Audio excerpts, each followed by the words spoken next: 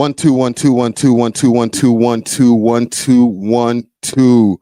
My apologies for the lateness. Holy. I'm going to give you guys full disclosure, full transparency. I was actually doing my taxes. The taxes have to get done.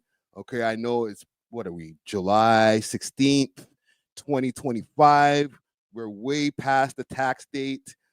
But as a business, you're allowed to do taxes a little bit later. So I got them done and I'm here. Okay. My bad. Let's get into a list of the topics that we got going on here. Actually, no, before we do that, let me go on Instagram Live. Let the people know we are live also. You know what I'm saying? And big salute to everybody who's popping up in the chat. We got a great show planned for you guys today. Trust me. And a lot of things are starting up at the same time. Big salute to Cribazz. He's starting up his live stream for the Song Wars. Look out for that. I'm going to be tapping into the Song Wars as well so that we can see that in real time. But let me go on Instagram Live. Let them know. Let the gram get some. You know what I mean? We here, we live. Big salute to the people who are popping up on the gram. Let me show you the sites that we are on. We are live on Facebook. We are live on YouTube as usual. We are live on Twitch, live on X, and live on Kick. Big salute to everybody who's popping out. Let's get into a list of the topics here. Song Wars. Like I said, we're going to tap into the Song Wars, see what's going on over there, maybe like crash the party, you know what I mean? We're going to get into the full details of what's been going on with Top 5. For the people who are like anti hearing about Top 5 stories and they're like, listen, bro, you might have to tap in about like an hour or so, okay? Because we're going to be here for a while covering all of the stuff that's been going on with that. So we definitely are going to be doing a deep dive. Also, I want to get into even a little bit more some of the L's that have been gone on over the past year or since he's come home from jail. Okay. I also want to talk about the Wu-Tang coming to Toronto, their last show. Raekwon getting his flowers while he was here. We'll touch on that for a while. The Drake Wireless tour Backlash. I also want to get into that. Nicki Minaj versus SZA, or Nicki Minaj versus TDE, to be honest. All right. We're definitely going to get into that. This is a wild way I have this topic labeled, but DJ Head, the goalpost moving gaslighter. All right. That's the way I titled it. I'm sorry. That's the way I titled it. That's just how I feel. But we're going to definitely get into why I feel that way. A couple more things I have on the list. Troy Ave is out here shooting at niggas. And what makes you a trick? All right. And I got a couple more things on my list that I'm not reading. Let me know if you guys have anything that you want me to talk about. Spam the chat. Comment gang strong. To the people over here on Instagram, we are live on YouTube, youtube.com/welovehiphop network. Let's get active. Let's get active, man. Let's get active. Big salute to everybody who's popping out, man. Big salute to who's in the building, man. I see somebody popping out from early. Dan Jr. Salute to Dan Jr. Said 6 p.m. fam. You can't move it up to 4 or 5 p.m. EST. Broski. I wish I could, man. I'm late. I was doing my taxes, bro. I gotta do it. Neil Davis, what up? Underground Nation, what up? Vondre, what up? Cal, what up? Good evening, Tasha Latina in the building. Who else is in here? Fall Leaves, salute. NBA City, salute. Who else is in the building? Young Money, Amelie in the building. Two Piece No Biscuit in the building. Dinah, I always mispronounce this. Dinero, okay, Dinero in the building. I probably pronounced it wrong too anyway. Sheldon, the blind traveler in the building. He says, I'm from Toronto. I found out about you from the Star Report. Big salute to Star. Yo, Star, I don't know what happened to that piece of content I had the other day, man. I was trying to find the replay and I found it from the other night. I called Star at like 3 a.m. No cap. And he was, I heard he was looking for me. Somebody sent me a DM, said, yo, Star's looking for you. I was like, I'm here. I pulled up. And next thing you know, the clip is gone. I went through the whole episode. I was like, maybe I called in a little bit earlier than I thought, because I talked to that nigga like 3 a.m. No lie. Next thing you know, I went through the whole thing, scrubbed through the whole piece of content. The man cut out my clip. Troy, what's popping, bro? But suits star same way, yo. Who else is in the building? KK Williams, what up? Oh,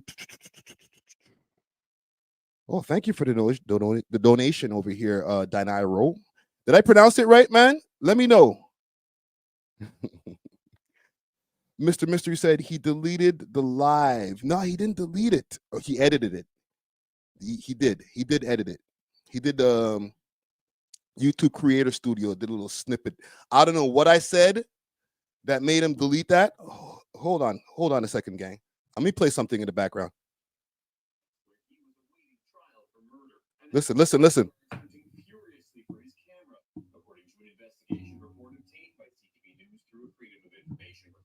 It says they investigated after seeing pictures on social media of Top 5, whose real name is Hassan Ali, in an orange jumpsuit. They stopped one camera in May 2022 when a visitor concealed a cell phone in her bra and smuggled it into the visiting area. Yo, that's CP24, man.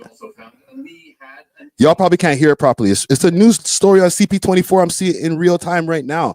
Sorry, I don't mean to get distracted and stuff like that, but I see the video for 21 questions with G Herbo on the screen and shit like that. I'm like, what are these niggas talking about right now, bro? Holy. Okay, we'll get to it. All right, who else is in the building, man? Who else in the building? We're gonna get to the salutes proper. Brian, what up? And then we're gonna get to our shits. It's a mindset. What up? Star Pack, what up? Okay. I'm gonna find that news story later because, jeez, hold on. My bad, gang. I wish I could turn around the camera, shit. I'm gonna show y'all.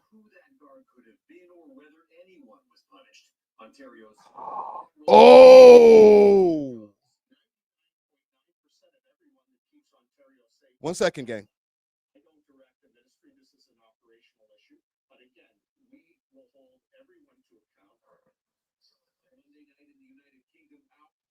Yo, you know what they're talking about?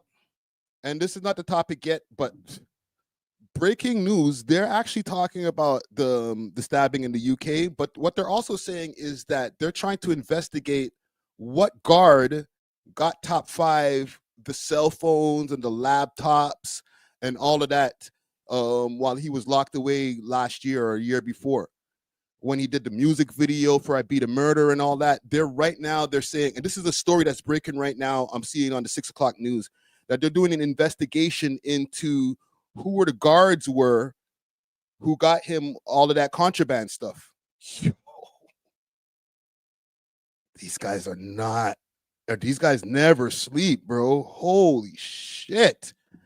Okay. All right. Let's not get this too sidetracked. Let me give a salute to the sponsors, and then we're going to get to this high-grade fuckery. Jesus. Big salute to the sponsors, Diamond Club, with delivery all over the GTA and now all across Canada. They got the best selection of flour, edibles, and pens, and all types of goodies that you need. You can find them on their Instagram page, _Canada, or you can find them on the 7 Days of Weed app, as well as the Leafy Things app. Let them know that you heard about them through the We Love Hip Hop Network, and they may give you a discount. Big salute to Diamond Club. Cheer! Yeah. Put it in the air. One more. I want to take a quick break from this episode to give a big shout out to Only Loud, Canada's one-stop shop for your favorite legacy brands and all things loud. Only Loud provides mail order delivery nationwide and same-day delivery to those in the Ottawa area. Check them out at onlyloud.ca or follow them on their socials, Instagram at onlyloudcanada or on Snapchat onlyloud.ca for more exclusive content. Only Loud is not just a product, it's a lifestyle. Big salute to the sponsors. Cheer. Okay. What I want to do first, I'm going to go up on Twitch. Let me just open up Twitch, and I want to see what's going on with this Song Wars thing. So big salute to Cribazz. He's got the Song Wars that's going on as we speak.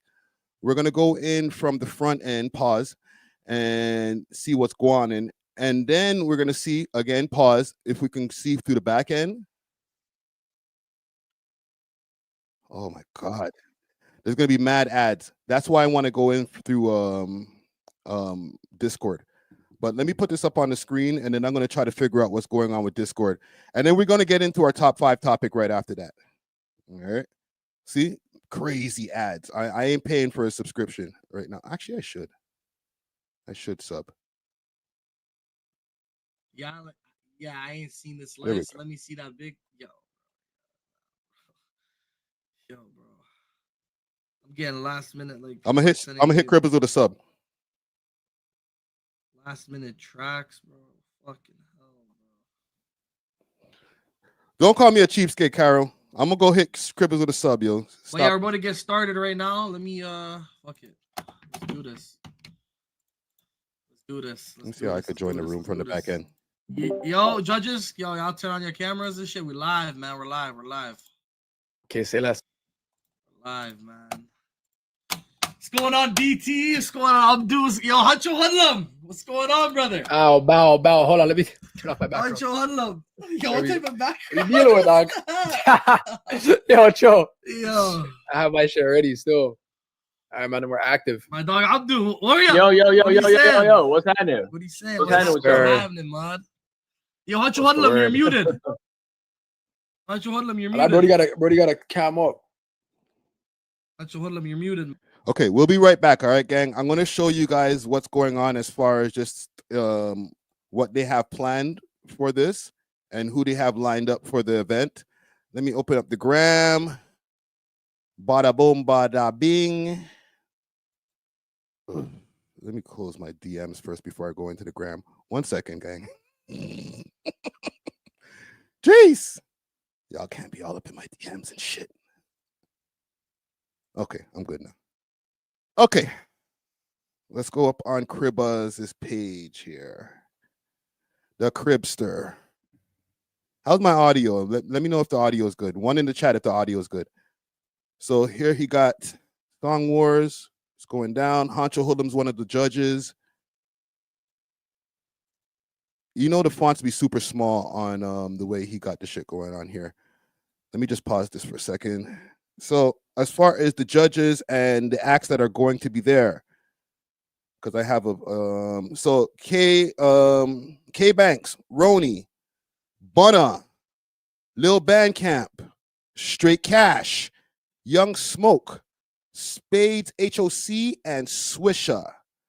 All right. Judges will be, and I wanted to be a judge for that, but yo, we got live streaming to do. They're doing it at the same time. My bad. DT Beats, Float the Goat, Honcho Hoodlum, Suta Honcho Hoodlum, and Black Charcoal are the judges for this event over here. All right. Let's go back to it.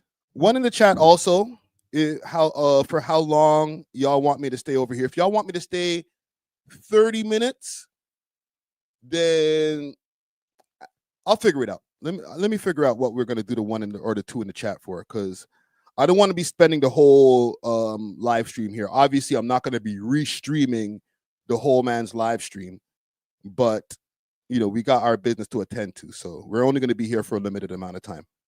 I just want to see some of the competition. Yo, man, can you hear me? We can hear you now. Yeah, we can hear you now. Yeah, we're best now. What's going on? Like, fuck, what are you saying, Hacho? How are you, bro? I'm just here smoking a spliff. I need to hear the bangers. Drop them. What's going on? We're about to drop them just now, fam. Hold on. I'm just. Yo, who's the first round? Who's the first round? Bunna versus another guy named OTB. OTD? OTB. Oh, fuck. Yo, I'm trying to. Okay, so we'll go through the first round or maybe the first couple of rounds, and then we're gonna get into our shits. All right. Bro, I'm trying to. We're good with that. Song, fam. Fucking hell, bro. You have Dropbox DT Beats? Yeah, I do. Okay, I'm forwarding you these songs. Can you download them? Yeah. They're Bunna's tracks. Okay, on Discord or on where are you sending it? Yeah, I'm sending it to you on the Instagram. Is that fine? Oh, I got it. Yeah, that's best. I got that. I'll tell you how to play the songs and shit. Say no more. Let me know. I'll say this from the last time that I did the Song Wars, and it's a hell of an annoying thing. It's not just a Song Wars thing. I think it's just a rappers thing. Rappers be hella unorganized. It's a song wars. It's not like mans are making the songs right there on the spot. So you could really have everything prepared, send all your stuff in, even have some kind of a workflow of how we're going to be sending in the material so that we could just eliminate all of this extra stuff. I know Cribazz is going to go in there and cut out all of this bullshit out later, but all of this shit doesn't even need to be in there. This is what makes the shit longer than it has to be. Respectfully. Like this. Riley. Bunna can't talk or anything, but he said, but he's here right here. All right, Bunna can't talk or anything or turn on his cam, but all right. Who wants to go first? Bunna, do you want to mess? Who wants to go first, or am I flipping a coin? All right. Nah, we can go first. I go first. Go first. All right, what Okay, song here do we you wanna go. Play? Let's go. Shit talking. Shit talking? Okay, see no more. In real time. IRT. Let's go. I have Guapo. Where's my XD. popcorn? I got Never Landing. You have the next one? Oh yeah, it's on my phone. Yeah.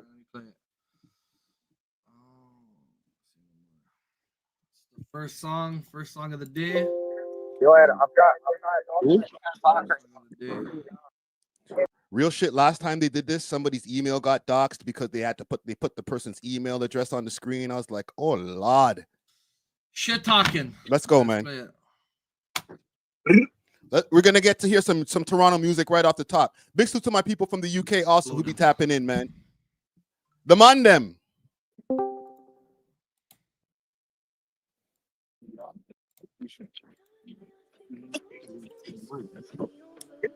Yo, it's on deafen. Yeah, man's can't. No, you can't hear it? Yeah, I can hear it now. Pieces ain't like that, but start the bluffing. Step through the scene, I'ma turn up the function. I got to sliding, drifting, dumping. I'm shooting threes like I'm Larry Bird. I saw the 45th hole and I learned. If you just the gang and get flipped, murk. This big old TV don't get put on the shirt. Big old TV don't get put on the news. Brody said 2 step back, let it boom. Your homie got hit in the head and neck. Don't think for a second that you can't be next. On the boulevard, live and direct. Slide to the place, guaranteed you get wet. Switch on the glitch and oh my God, I'm gonna get such a big copyright, but fuck it, let's go. sitting to them niggas dead. Brody keep saying stop popping them pills when you on me. Be going God, like I'm in the party with it, but my nuts stop praying that somebody reach so I can up it and then dump that. Oh y'all gotta I know who go, can y'all. dump back. Free Nizzy got knocked with his CZ. Rolls up in the party straight wildin'. I put the switch on the Glock with a beam cause the nigga be loving the violence. What else? I'm a magician to walk with his wand. But I be walking with my violin. The sound that I make when you beat it's amazing. You just got it off from the sirens. Like I'm not chatting coat, no cola, stuff in the sofa. I'm pretty armed, the hammer no picking, but I'm putting opiates up in the soda. Yes, I got 2 person a cola, no mentos. Man, they stick it up, pulling no teeth, no dental. My killer's cars are sliding on rental. Like I'm in the party and I got my gun in. These ain't like that, but that the bluffing. Step through the scene, I'ma turn up the function. I got to sliding, drifting, dumping. I'm shooting threes like I'm Larry Bird. That's all the 45th hole and I lurk. If you just the gang and get flipped, lurk. This big old TV don't get put on the shirt. Big old TV don't get put on the news. Brody said 2 step back, let it boom. Your homie got hit in the head, the neck. Don't think for a second that you can't be next. On the boulevard, live and direct. Slide to the place, guaranteed you get wet. Switch on the glitch and all I do is press it. Don't get me vexed. Popping they block like hello, hi. Will you perk a stick while your mom's in the right? My nigga, you best, cause boy, if you don't, you could get smoked by that big sorority. I'm trying to run it, the money's the mo. Big old TBB, the clip from the low. And we get them bricks out the boat. I got the best price, lower than low. The RCM can't step in for bro. Boss through the scene at a 30 can fly. Shoot till his bitch caught the skirt in the right. The life that I live, I seen. I got all my shit up on the screen. I ain't doing that. I'll do it from my phone. Well, you in the trenches, they're clutching your claw. Cause I know I be clutching mine. Haha, look at your homie, he locked in and died. No wonder why I be coughing on my lung. Cause I be smoking these that guys. Niggas be like steps, they could get erased. I told Brody to shoot, he could shoot at your face. You go TP, nigga, BLE kill it. Go happen $10 way pool. They caught him on road and I'm right on your shoes. Let's talk about keep you, how'd I forget you? That got smoked dirt outside of the ooh. I gotta say that. If I say that, they'll find where I lay at. But I don't give a fuck cause they're chillin' in the trenches. Cause that's where a nigga feel safe at. Said that's where a nigga feel safest. When I'm feeling down, I drop 4 into the Africa way, sis. My Glocky hates niggas, I swear that she racist. Said the way she be touching kids, I named her Michael. And she make them dance like Jackson. I put the switch on the back of the Glock cause I love to hear her get the clapping. 2 glistening over that action. That's why I'm always sliding with bro. Cause bro be the type to pop out of the cut with a Taliban is fucking cold. Okay. Crazy. Yo, yeah. I don't know. I fuck with that track still. Okay. All right, Bunna, what song do you want to play next? What song? You message me. I'm subbing from my phone.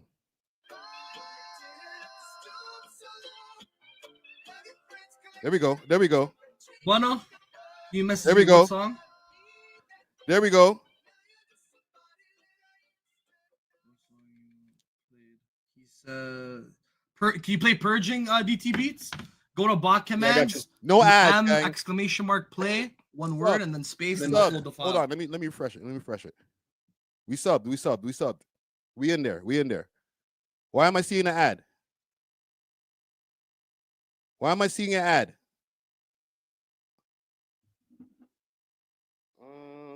Turn off email reminder. Why am I seeing an ad? I eat that thing.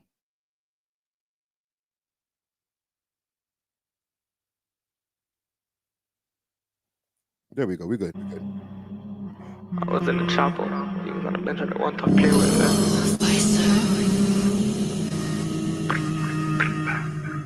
Fazo, you did this?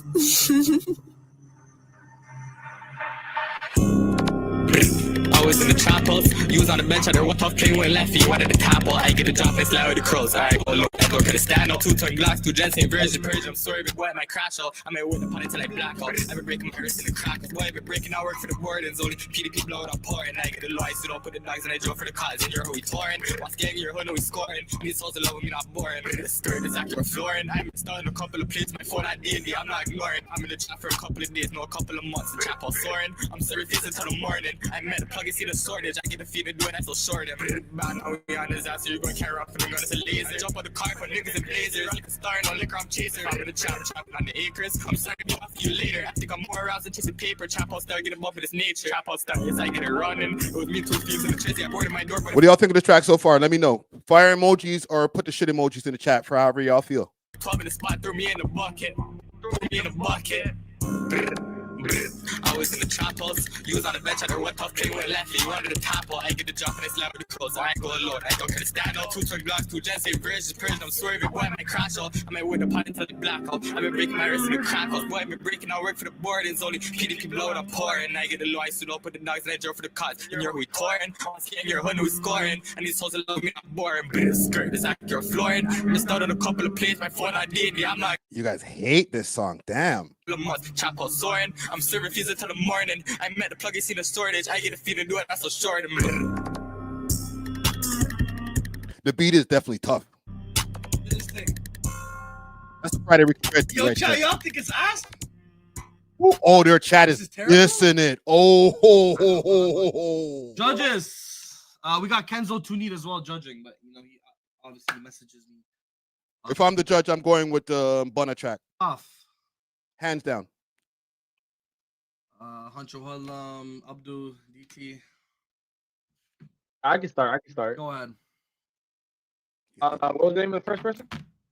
Is he staticky for you, DT, or is it just me? A little bit. You're a little bit staticky, Abdul. A little bit. I thought it was me with the static. Yeah, just a little bit. Is it like doable though? No, it's doable now. It's better. It's good now. It's doable now. Yeah. All right. I don't remember the second guy's name. I'm gonna be honest. I rock with the you know, the what's it called, the first, what was his first game? The Big Guapo? Is that his name? Big Guapo, yeah. Big Guapo, at first I was not rocking with it a little bit, but then it grew on me towards the song kept going, you know what I'm saying? It was tough hard. And the other one, Bunna. Nigga, that was buns. I just didn't like that personally. I feel like DC and Cribazz, y'all were fake bob your heads the whole time. I didn't like it. I didn't like it. So I was just like that. As me personally, I'm going to go up on that one. That shit was, hell no. Are we hearing something different? Well, me personally, I was rocking with both tracks. I just feel like Bono's track was cleaner, but I liked Guapo's beat more still. So I don't know, it was like one of those types of things. But if I had to pick one track, yeah, I'd probably go with Bono on that one still. Bono, okay. Hancho Hudlum, talk to me. Let's go, Hancho. Really, man, DTV. Why are you fucking lying, man? Don't do that, man. The tune was. Broski, the tune is a bad lab tune, though. Team We Love Hip Hop in the building. Overall, it's That's what I'm saying. It's better. Don't do that. That was a bad lab tune. Don't be picking favorites, bro. That was a Don't bad do that. lab tune. Yo, ask the That chat. comes into what was better, a chord. Hey, listen, it was both bad labs, but like the other one, just like it was just yeah. I ain't gonna like stick to the trap, bro.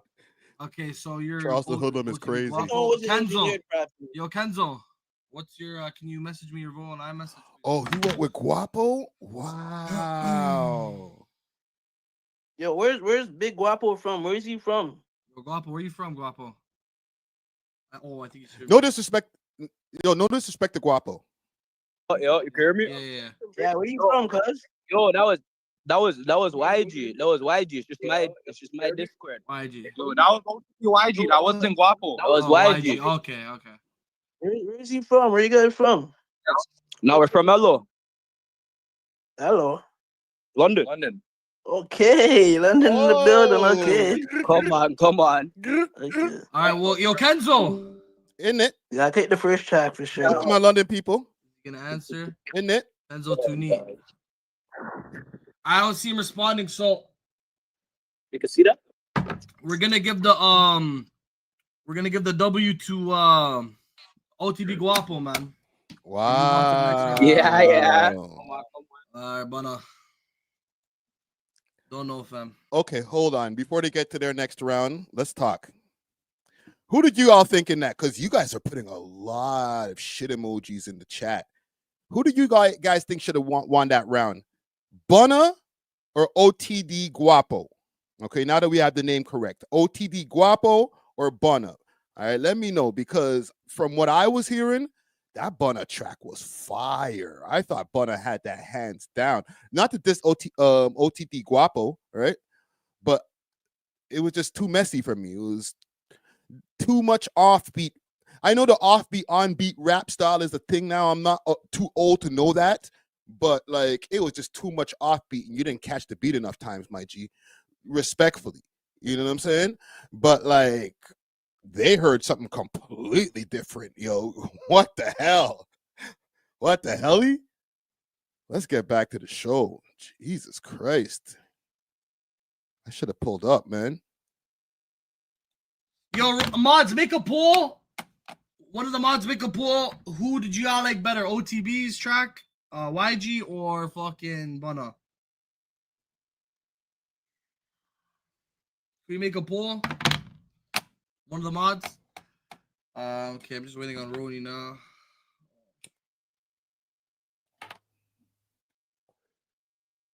Okay, yo, everyone vote on the poll. I'll tell you right now the percentage. Let's hear what they got to say. Everyone's YG or Buna. 78% right now say YG. 80%. Wow. The YNs have 76%. spoken. Told you. Yeah, like I guess I don't know shit. We don't know shit because I feel like we all kind of had a different opinion. it's about chipping over. It's like, yo, Ronnie was just in here. Where the fuck is this guy? See, this is why one, we're not going to stay here for the whole thing. Again, because big salute to Cribazz. Hold on a second. He's saying join now. Oh, hold on. Let me see if I can get in here.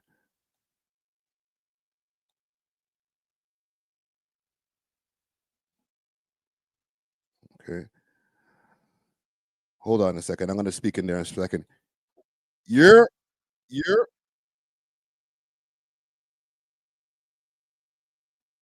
I'm going to pull up.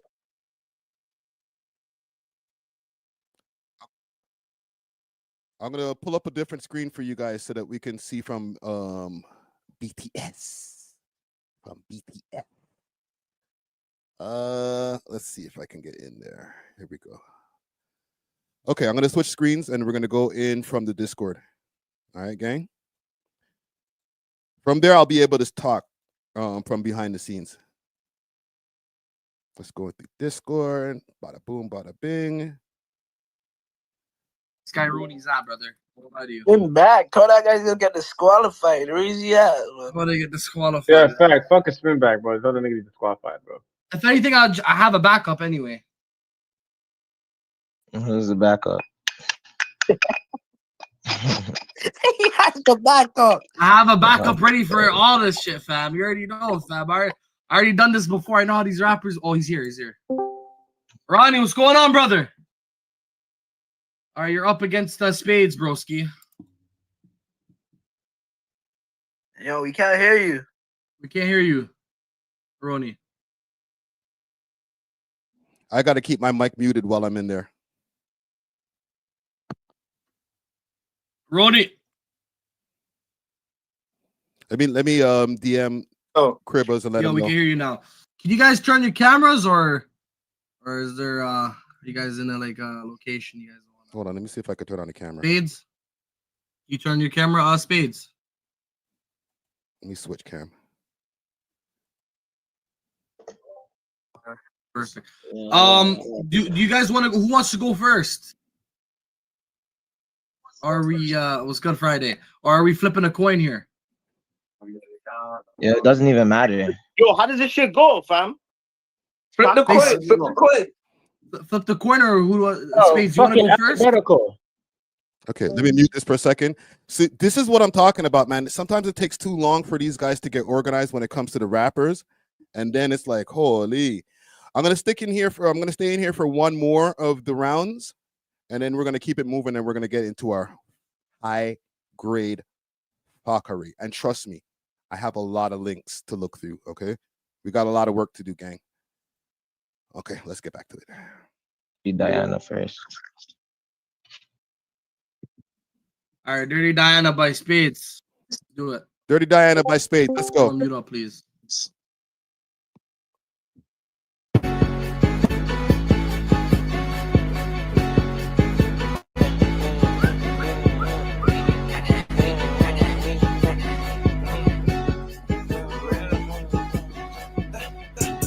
I was T with the bad boys trapping right where the crackers go. You know everything's so green like crow. Try to get plays on the road.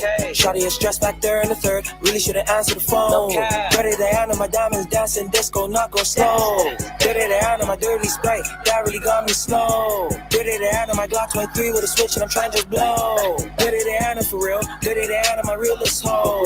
I'm trying to find me a stain, chip it down with the clothes and sell me a bowl. Niggas been saying this, that, and third. I ain't gonna cap these niggas some birds. He's still alive trying to get him reversed. I was gonna cry like the shit goes rehearsed. Rolling niggas who love murder. I'm finna slide in the winter gear. Swear you'll die in the blink, don't stare. Can't see the front, I'm shooting the rear. Sorry I quit, not drink a Belair. Shotgun kit like Messi, so much grains they hard like a bear. G23 with a switch, I might get an itch if you get too near. I really stay around with charges, show me love, I be everywhere. So much Glocks in the house, need diapers, you would think I run a gun care. I can't lie, I was cool. Let me know what y'all think about the track in the chat, man. You know I'm a demon, drop me off, I'ma be right there. I ain't gon' cap, I was going so mad, AP be the goat, better look in the mirror. Free all the reels, I was just right there. I was locked up with a my head, I ain't gon' cap, was in my head too. I bought a bird, went OT, I came back with a Fendi blues. Outside gang with twin look and arcade felt really new. Dirty Diana, my diamonds dancing disco, not go slow. Dirty Diana, my dirty sprite, that really got me slow. Dirty Diana, my Glock 23 with a switch and I'm trying to just blow. Dirty Diana for real, Dirty Diana, my realest hoe. I'm trying to find me a stain, chip it down with the crows and sell me a bowl.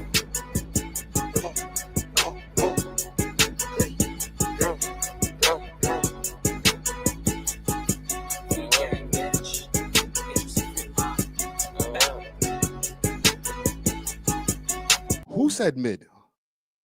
Hold on, I'm not gonna boost it too crazy, but you said mid? Well, Dave here, you said mid? Damn, bro. What do y'all think about the track, man? Let me know what y'all think about the track. And then we're gonna move on to our stuff. We got one more track before we move on. Well, how does it go? What is the like? How does the rules work? Do we play all three tracks or one by one? No, you just play one by one. One by one. This round. And then what? I'm facing Spades right now. Yeah. So you just play this song. So now you play. And then so what? So these guys come in the room after this. Everybody already went, or is it just me and him? No. So this is the first round. Cause it's round by round, 2 artists every round, and you guys play one song and everyone votes which song's better type shit, and then you move on to the next song, whoever it wins. Exactly. It depends. Play it depends. Play it depends. Oh, you try to see the rules so you know what tune to play. You're smart. Yeah, that's what I'm trying to see, right? Like I have a 30 hit for them right now, but I'm like, I don't know if I should do that first, right? You said depends, right? It depends, yeah. Okay, let's see who. This is Roni. It depends. Okay, let's go, Roni. Come on, instead of.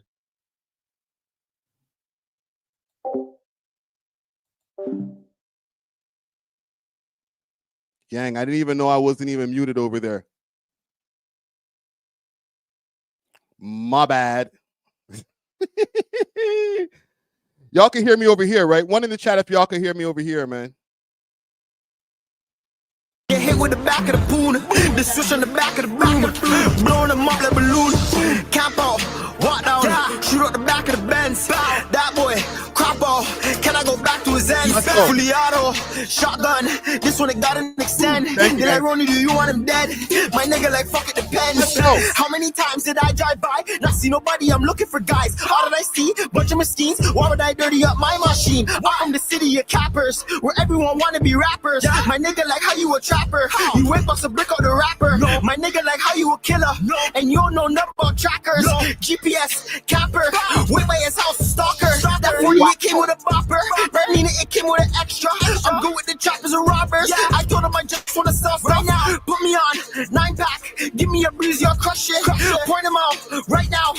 Give me a reason, I'll brush him. Give me a reason, I'll touch him. Like somebody get me the blicky. I don't even need me a clean one. I'll hit that boy up with a rusty. Run him down, Duppy, Yardman, Mucky. They kill him and dump in the body. Till it's rotten, musty. They getting what niggas deserve. These people, they get on my nerves. Like somebody go get the nurse. They hit him up all in his perm. Like what is a rat or goon? Get hit with the back of the poon. The switch on the back of the boom. Blowing them up like balloon. Cap out. Walk down, shoot out the back of the Benz. That boy, crop off. Can I go back to his end? Fully auto, shotgun. This one it got an extend. They like Ronnie, do you want him dead? My nigga like fuck it depends. Okay, I fuck with that track. Nigga like fuck it depends. All right, judges, man. What are you thinking, man? Talk to me. Yo, I'm gonna be honest. They know how to pick beats, bro. I'm gonna keep it a bug. These beats are fucking Who y'all got, fire. gang? Who y'all got? Let me know in the chat. Who You know y'all what I'm got? saying? I agree with the beats. I'm gonna give the winner to Decron. It's just, you know, honestly for me, it was just more of my style of music. Yeah, Roni. Is it Roni? Roni? Yeah, Roni. His is, you know, it was more of my style, my flow. I rocked the beat and everything. Gave a little American side to it for sure. Spades, yours is nice. I like the beat. Honestly, your beat was tougher. It just, I don't know. It gave like a little like. For the people who are just popping in right now, who are just popping into the chat, we are watching the Cribazz Song Wars that's going down on Twitch. He's got also some UK artists that are tapping in, but it's mainly Toronto rappers. We're going through the judges right now. All right, so I fucked with that hook. But I'm just personally like, I don't really fuck with the super drill shit right now as much anymore. But I do think his hook was hard. His track was hard. If I were to bump a track in the whip, I could probably bump the first track more still. Spades. 1-1 Spades. So Spades or Roni? Yo, fucking Spades' tune was hard. I'm not gonna lie to you, but the Roni one was crazy. I'm not gonna lie. Like Spades probably has a better tune in the season than that. You should have dropped that one instead. You know what I mean? But fuck, their both tunes are hard. I'm not gonna say they were both shit. You know what I mean? But Roni had a better tune that round for sure. We love hip hop. Y'all can hear me? Yeah. I think the first track was fire. We were bumping over here on my live stream to the first track, but when Roni's track came in, the way that Roni was flowing on that beat, he took it to another level. So I'm gonna give it to Roni. Roni, and then Kenzo said Roni. All right, Roni. How y'all hearing me on the other side? Am I doubling up on the other side or something? Like I didn't even know I could use my mic over there. My bad. Everyone vote Track was a banger. Yo, I ain't gonna lie, yo, but like, Spades. that's I know you crazy. have something else in the stizzy over there that you should have Fuck, dropped. I didn't want to do the hardest first. You You see what I'm have saying? to. But You it's just have to wheel it in first. the least. No, let's see what the fans say because that's kind of crazy. Like, yeah, that's right. Who said wipe your mouth Friday? I listen. How am I glazing, fam? Just chill. I have no dog in the race. 50-50, right? 51%. Both tracks are hard, no cap. Fam, what are we doing, bro? We 52% already for know what Roni. it is, man. What are we doing, fam? We know. Nah, I'm just saying. No, it said Roni 53%. That track is Roni alright, won. but come Oh, on. wait, That- not the fucking. How many times did I drive by? Not nobody. I'm looking for guys. Oh, did I say, come on, fam? Oh my god, I slept on that. Yo, Toronto mans are sore losers. Watch this. yeah, my machine. I'm from the city of Capas, where everyone want to be rappers. All right, Roni. We'll see you next round, yeah? When is it? Because yo, I'm in the studio right now too. So I'm trying to. It's gonna be in like record 20 and do minutes, this at the same probably. time. 20 minutes. 20 minutes. Okay, that respect. Don't know. Oh man. 1 second, gang. Yo, gang. Hey, what the poll say there now? What was the ending I think of he the? said it was Roni 53%. Fuck, I lost him. Or some shit. They Roni said, won, no? Yo, gang, Huh? I'm gonna tap in just now, man. Y'all keep doing your thing, man. Say no more. Salute to you, Say no more. Cribazz, man. We over here live Love streaming, game. so I'm gonna tap into the replay. Salute. Say no more. Okay. All right.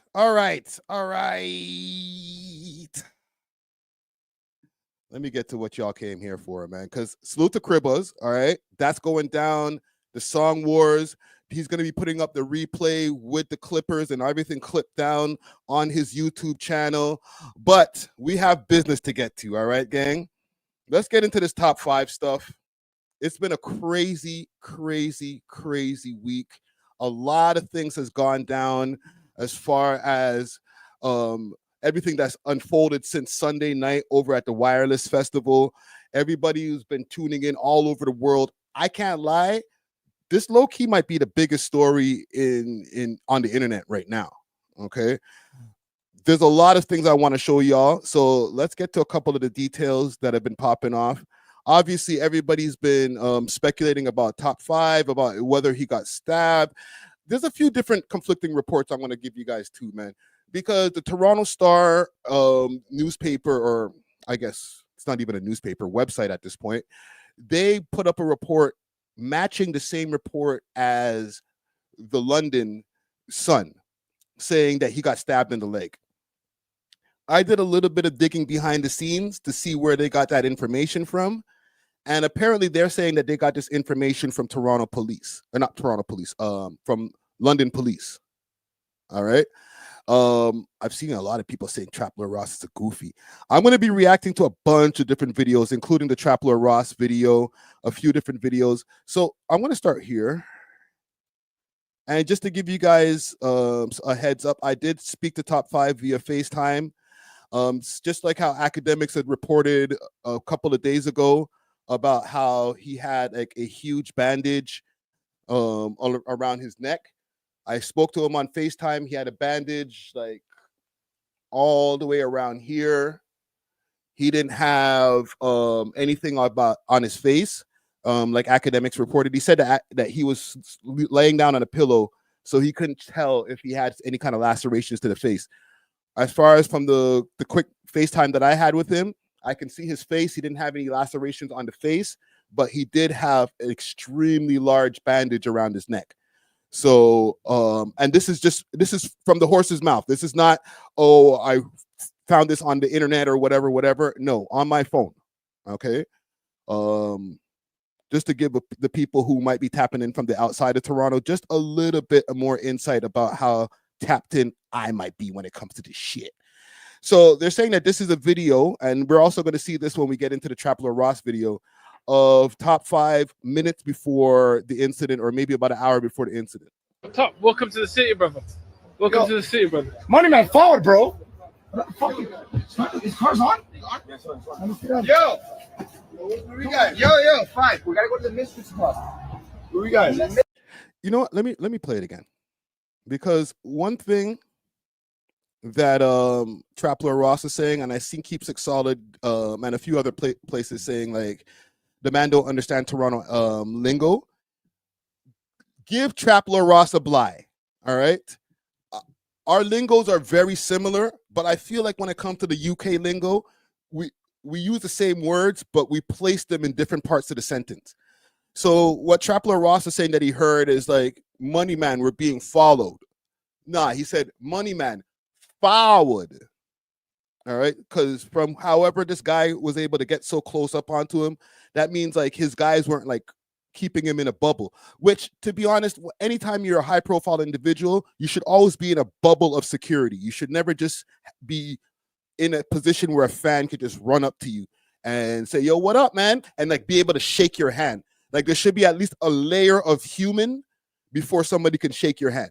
That's all I'm saying. Top, welcome to the city, brother. Welcome to the city, brother. Money man, forward, bro. Right? Forward, meaning pause, because I know man don't like to use the word come.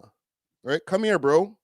That's what he's saying. Like, yo, come here, bro. Like, you need to be a little bit closer to me because this nigga just ran up on me and was able to just say, hey, man, hey, welcome to London. Like, whoa. Why are you so close up on me, fam? Car's on? Yo! We got yo, 5. We gotta go to the Mistress Club. And then right here, this is where Trapler Ross is also saying, and I also agree, there was some doxing going on. Okay, because he was like, yo, we got to go to this the specific club that they were going to. Where we got? The Mistress Club. He said it twice. It's like, all right, well, if you didn't hear it the first time, we're going to the Mistress Club. So if there was anybody who was looking to do anything, they know, all right, we're going to go to the Mistress Club because that's the place where Steph London is going to be doing her show. Okay. And then this is the aftermath right after everything went down. I can confirm that this is the aftermath. There's a couple of other things that people were posting up, like the white Benz getting smashed by a whole bunch of people. As you can see, even in the video prior to everything going down, there was no white Benz. He wasn't in a white Benz. He was in a convoy of black trucks, as most artists are. Like, this is why I don't like the news sometimes. Because the news will just keep saying bullshit because they want to get in on the hip hop clout too. And they ain't low when it comes to that. You know what I'm saying? They know that they can do a bunch of different stories, and unless they're really talking about some serial killer shit, it's only going to do so good.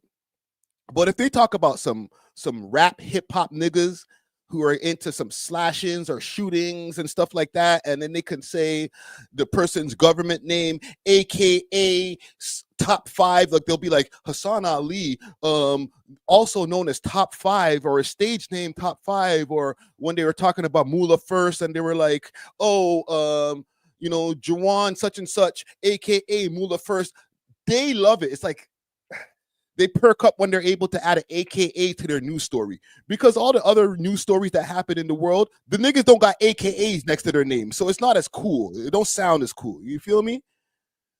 I don't know if you guys get what I'm talking about, but like, it's just a hotter news story. You get to hit a different demographic. The young people are tapping in now, not just your uncle and aunt and your dad watching the news. Now you got like, Billy when he walks in the room, oh, that's my favorite rapper on the TV. And then, we're creating family time. Families are sitting together, watching it together. Oh, my favorite rapper's on too. Wow.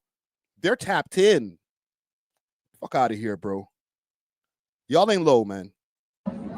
So I'm going to play you guys what they said is allegedly, and I'll just confirm it. This was like right after. And my bad to keep on stopping. It says, salute to 6 Block. It says, GGG members seen chasing the Wassas after 5 was stabbed in the club. All right, and he was actually stabbed outside the club.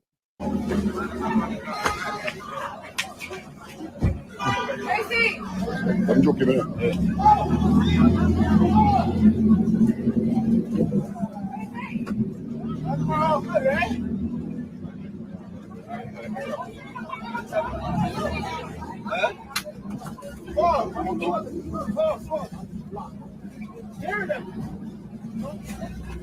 Tracy! Bro, what just happened? I don't know. They just basically, everyone just bailed. Seriously.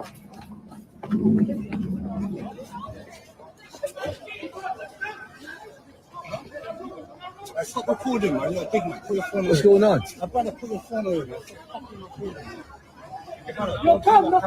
Right. Calm yourself, mate. And then I guess this is the outside where the stabbing happened. Like once the authorities and stuff got on the scene. Yeah,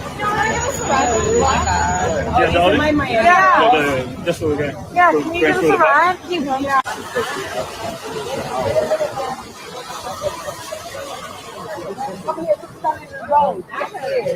Get it over there. Huh?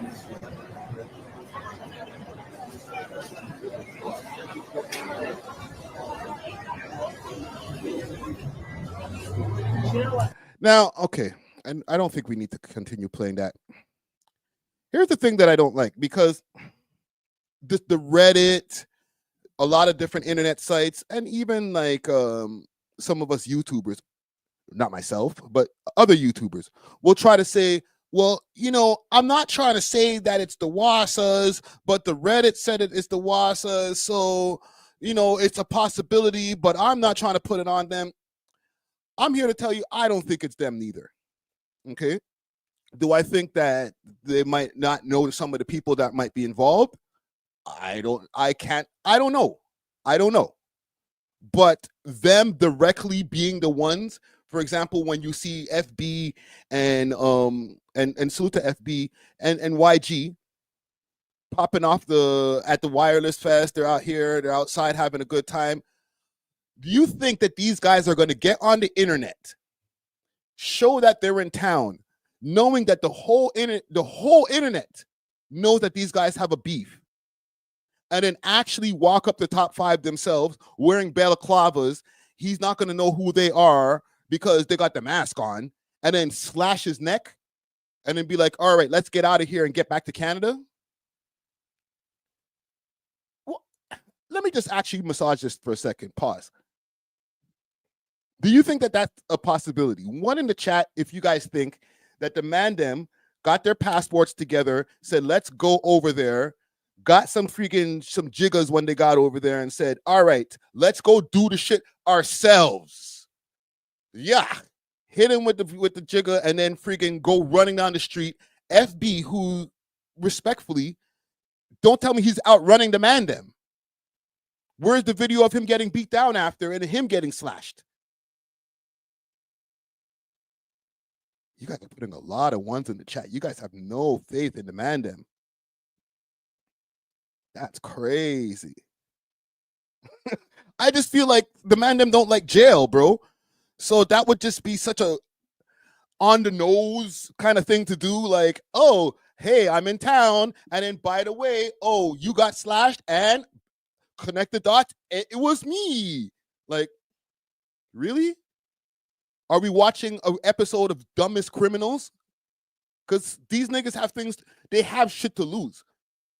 I could understand the posturing of it and making it look cool, like, yo, we were in town, and then all of a sudden, you in the hospital.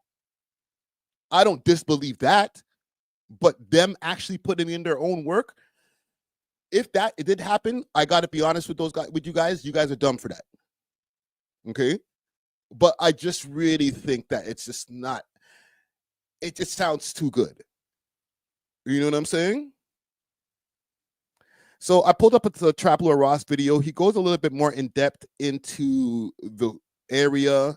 Obviously, him being from there, he's going to have a little bit more knowledge, a lot more knowledge on the area, the geography of it, and everything like that.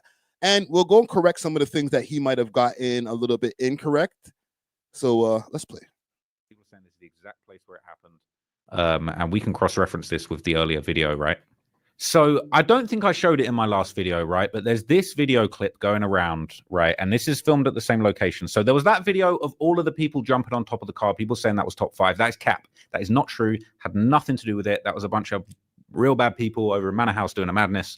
Nothing to do with this situation. But this video here is certified 110% the top 5 incident, right? So this club, the mistress... And that is facts. Okay.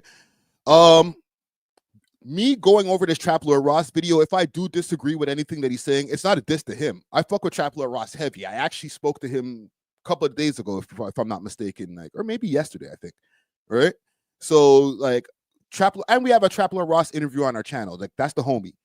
But I'm here to fill in any blanks without being no snitch for anybody who might not understand from the Toronto perspective. You feel me? Club that Top 5 was meant to be going to, all right?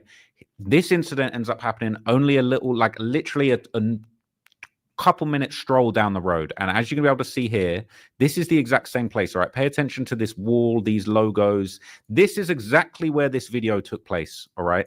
This is exactly where the video took place. And there is some stuff in this next video that is going to be very revealing. And some people are saying you can actually even hear the people that did the drill. You can hear their accents. You know what's going on. So let's examine this. And one in the chat, if he's getting all of the facts right as far as the geography, everything right now, or if he's completely off. But we're going to go over the accents and let's break this down together. Look at this for the first time. There's no violence in this for YouTube, by the way. There's no violence. This is just the aftermath. This is the scene. This is people running away from the scene.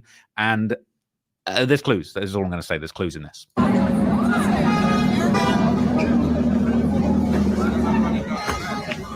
Right? Look, we're in the same place. That's the website. We're in the same place. Yeah? Side by side. Boom. This is confirmed. This is the footage. This is facts.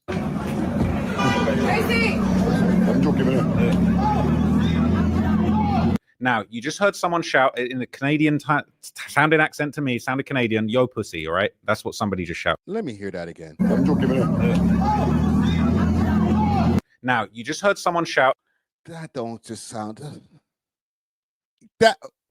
Ross, that's a reach. Right? To me, that's a reach. That just doesn't have... That's not a Canadian sounding pussy. It just sounds like a Toronto man or a UK man could have just said pussy. Like, we don't have an accent when we say, yo, pussy. In the Canadian sounding accent to me, sounded Canadian, yo, pussy, all right? That's what somebody just shouted, and people are looking around. Now, I don't know whether the drill was happening down this side of the street or this side of the street, right? In theory, the nightclub is going to be down this side of the street, right? Because so this way, right, this way in the footage, that's going to be where this guy had a Canadian sounding pussy. The Mistress Club is, all right? And then down the other side of the street, it seems like that's where a bit of more of a madness is going on. So I don't know whether the Top 5 car maybe pulled up over here and the stabbing happened over here around this alleyway. Maybe they got out too soon for the Mistress Club, but the camera's being filmed here and there's people running from the Mistress Club back over to the other side of the street. And we're hearing people talking in Canadian accents. That's all I'll say.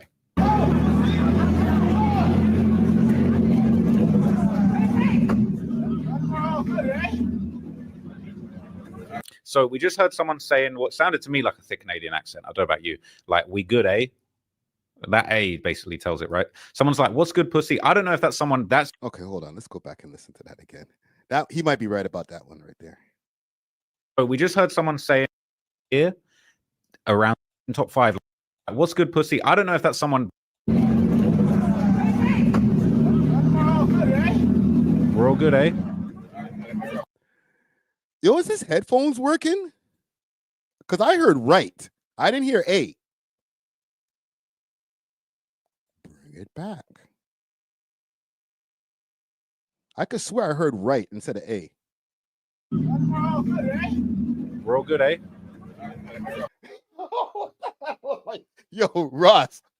Where's this nigga, bro? Oh, my God. Brethren. What is happening here, fam? This nigga's just trying to put Canadian flags on all types of niggas at that party, bro.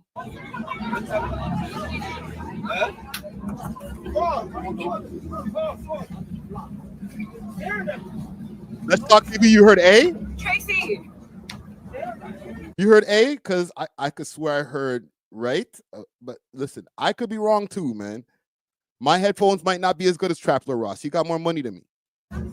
Bro, what just happened? So I said, what just happened? No, you just basically, everyone just bailed. Seriously. People are running. Now, people start running this direction. Interesting. This is away from the club. This is away They're running away from the club, right? This guy looks a little bit overweight. That's all I'm going to say. And no disrespect. It's a slightly heavier set guy. Stop recording, man. You're a big man. Put your phone. Let's go. Got a skinny guy running away and a bigger guy running away. They're tucking something into their waist. It's looking serious. They're running away from the nightclub. And she hears someone shout in the background. They said, "That's them. That's them." So that, to me, makes me think that the stabbing happened over towards the nightclub, maybe directly outside of the nightclub, and they're running away. People are saying, "Yo, that's them." And you're going to hear people talk about stabbing soon. Stop recording, man. You're a big. Fuck this guy with a stop recording as well. I hate this guy. Whoever this guy is, bro. Facts. If you're in the chat, man, I'm sorry, but that's just stop doing that, bro. Let the man keep recording. Shut up. Put your phone. What's going on? I'm about to put your phone away, man. Stop fucking recording. Stop fucking recording, bro. Shut up, bro. It's a public street. Trying to deprive us of content and shit. Like we're not living in 2025. I can record whatever the fuck I like. Hate that. Anyway, that grandma gears, but whatever. Put your phone. What's going on? I'm about to put your phone away, man. Stop fucking recording. Yo, come. Mind you, I ain't doing it, but somebody got to do it. Calm yourself, mate. Big ups to him, man. Mind yourself, mate. Come record. Okay. I seen somebody in the chat saying, what's the name I'm seeing in the chat over here? Because that name is crazy. Hold on a second. Sniffa GGGK is a crazy name. What the hell? Saying show the picture of that you put up with this nerd. So I guess people are, because he mentions the GGGK page. Okay, let me go a little bit further because I was going to save this for later on. It's obviously it's an AI cartoon of Top 5 with a GGG hat and a GGG chain being stabbed. This is 4 days ago, right? The situation only just happened on what, the 14th? And this was posted on the subreddit, and when Top 5 got stabbed, it was reposted. People were like, "Oh, this was predicted days ago." And what's truly crazy, okay, and I just have to keep... So that was a post that was posted about 4 days before everything went down. I'm going to show you the page where it came from, because I would imagine that's the same person that's in the chat right now. Unless, like, you know, you just got a whole complete, two people got the same name, which would be crazy. So let's go to, oh, Lord Jesus, the graphicness. So this page over here, Sniffa GGGK, actually it is the same person that's in the chat right there. And this is what they're talking about. I have no idea what the fuck I'm talking about. And it's him, this is Trapler Ross. Yo, is this all AI doing all of these pictures for you? Because the artwork is crazy. And like the likenesses that you're getting with these, like what kind of prompts are you putting in, homie? Actually, I don't want to call you homie. I don't know you, brother, respectfully. So I'm not taking no sides. If I call you homie, niggas see this later on. And then, you know, and they tag Trapler Ross over here. Okay, respectfully, bro. What else is going on this page? And this is the post that Trapler Ross is talking about. This is 5 days ago now. Must have saw the future like Raven.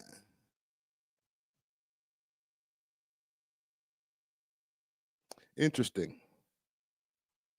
What's the caption on this? There's no caption. And there's people who have been rumoring saying that, right over here, that's me saying. There's people who've been rumoring saying that that's YG's Finsta account. No. I'm sorry. It's not. Like, I don't understand where these theories be coming from. I feel like I could have cited that out from the quick conversation that I had behind the scenes that that's not YG's burner account. Okay, because even on Reddit, people are like, "Mans are how old? 35, 36, 7, 50 years old with friggin' burner accounts and blah blah blah." Like, nah, I just can't see that, bro. I feel like them are super overestimating or underestimating or like lowbrowing what the them have, like as far as time on their hands. Niggas is out there getting money. They obviously do have an ongoing beef with Top 5, but just the amount of time that you guys think that these guys are allocating to social media, having a whole Finsta page that they're posting the future and you know, self snitching and all types of shit. Like, how many hours in a day do you think these rap niggas have? Holy shit, man. I'm not saying that it's not possible, but I just don't, it's just not plausible to me. You know what I'm saying? Like, it just takes a high level of multitasking to be like taking trips to. Think about this. Think about all of the things that you've already put on demand then. Okay. And I'm not saying that there's no correlation at all. That's just me being ignorant if I was to say that. But just think about the amount of different things that the internet has put on demand then. Okay. These guys openly took a trip to the UK and went to Drake's festival, who they're all cool with. They're all cool with Drake. All right. They all got together in the UK. The mans who went and took the trip showed themselves on social media and then went and got the knives themselves and slashed the nigga because they wanted you guys, the internet, to know, okay, they're not worried about the police. All right. I'm just trying to make you guys, like, if you guys were really to think this out like regular human beings, okay? Don't worry about the police. I want you guys to know. So we're going to post about this 5 days or 4 days before, or 3 days before the incident. My bad. Just to give some foreshadowing because, you know, we're on some Babe Ruth shit. You know what I'm saying? And then it's like, then we're going to do the jiggle. We're going to jig him ourselves. And then we're going to go on the internet and be like, yo, and then we're going to just disappear from the internet. And then nobody's going to think it's us. Make it make sense, gang. Make it make sense.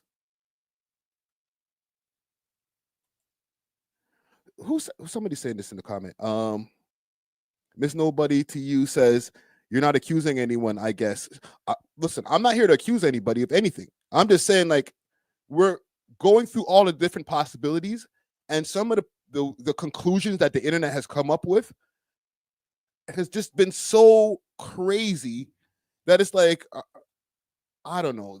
You got Demand Them sounding stupid, not even only on some reckless shit. It just makes it sound like Demand Them are just dumb. Like, here you go, police. Here's all of the evidence. Like, I don't think Demand Them are that dumb, bro. But maybe I'm dumb. Maybe you guys could call me later if anything does happen, and, you know, God forbid, y'all can be like, Friday, you were just being obtuse. No, I'm just using common sense, and common sense is not adding up when it comes to all of these conclusions that the internet is coming up with. So, there's new footage that this gentleman over here, Big Salute to Tanks. I reacted to some of Tanks' footage on the last video that I did, the video that's out right now. And let me tell y'all something about the video I put up. I think I have the most correct and fair assessment video of this whole incident that's out right now. Everybody's coming to, you know, jump into conclusions. All I did is take everybody's opinions, put it together, add my opinions to it, but I ain't putting anything. I'm not doing the police's work for them because, like, to be honest, if the police ain't able to figure it out, and keep in mind, I said in the beginning of the segment, where are we right now? In the beginning of the segment. So I'm probably about 20 minutes ago, I said this. The police gave the information to the newspapers saying that he was actually stabbed in the leg. The newspapers didn't get this information out the sky. They got this information from the police. I'm talking about the Toronto Star. I don't know exactly where the UK Sun or whatever Sun got their information from over there in the UK, but on the Toronto Star, they said he got stabbed in the leg. That's all I'm saying. And they said that they got that information from the police. So do with that what you will. took place in London yesterday with Toronto in the stadium. All right, they on point. Now the media is running away with Top 5 was also being hosted by Spiller. Spiller was kind of hosting him while he was in London, you know. So I reckon because he's doing a. Let me find this new footage that they're talking about. I think we covered all of this. Actually, you know, I think I covered everything in this video. Is there anything else that I need to see here? You hear that, bro? Top 5 snap man, bro. Come on. Like, bro, you're just letting people know your location. Just because you're Drake's goon, bro, don't mean you're untouchable, bro. Niggas will try and rob you, bro. But people are getting it a bit twisted, I think. People are saying, oh, this idiot, like, look at him thinking he's not going to get touched in London. Bro, the guy's not stupid. The guy's, yeah, he's rolling around London, dropping his location, but he's still rolling like 20 man deep, bro. Outside, yo, Tones. And if they weren't like 20 man deep, he was rolling with Spiller. Okay, my bad, gang. I got the video that I wanted to show you guys. Here's the one I wanted to show you. Give me a second. Let's pull up the right one. Salute to Tanks, but this is the one I'm talking about. And this is by like he said, Fasifi. Okay, y'all know who this is? Let me subscribe to this channel over here. to me, say yo, he's like yo, act. I feel like I got a new chance at life. This situation's getting out of hand, and there is a lot to get into. Anyone that attended the Wireless after party where Top 5 was stabbed, Sleets from Section Boys said is going to be targeted by the police. They told him they want to find out what happened to Top 5 in this situation.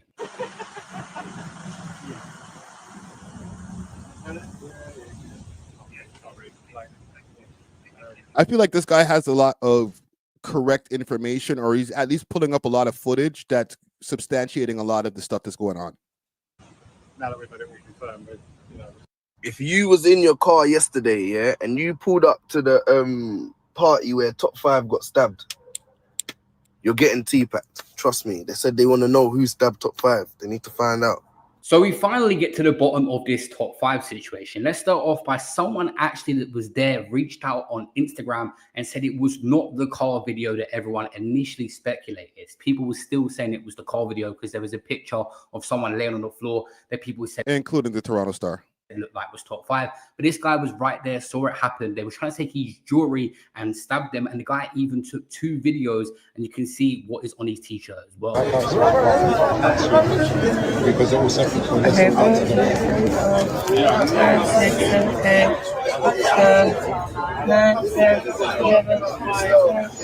Viewer discretion advised.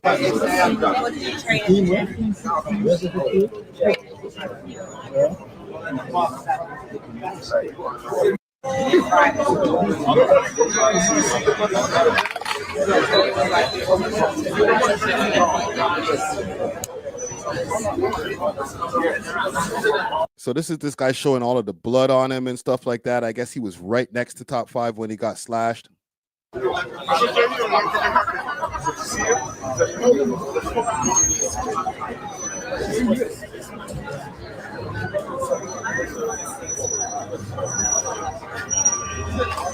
Now the crime scene footage has actually come out as well. You can see that guy in the video. He got brushed with blood in the situation. Jesus Christ. See this? Holy. God damn. In the video, he got brushed with blood in the situation.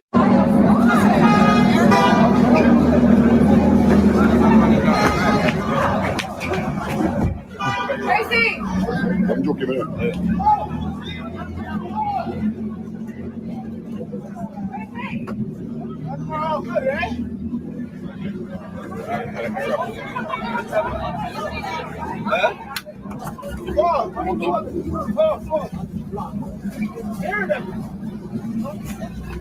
Tracy!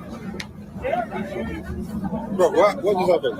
I don't know. You just basically. Okay, we don't need to show this video again. We've seen this a million times. Let's get to the shits. The official report says a man was stabbed at a fire outside a Wireless festival after party held in central London. Piccadilly was cornered off by police after the knife attack on Monday, July 14th at 1:15 a.m. A man in his 20s was treated for stab injuries before being taken to hospital, where his injuries were found to be non-life-changing or threatening. It occurred near the 194 venue.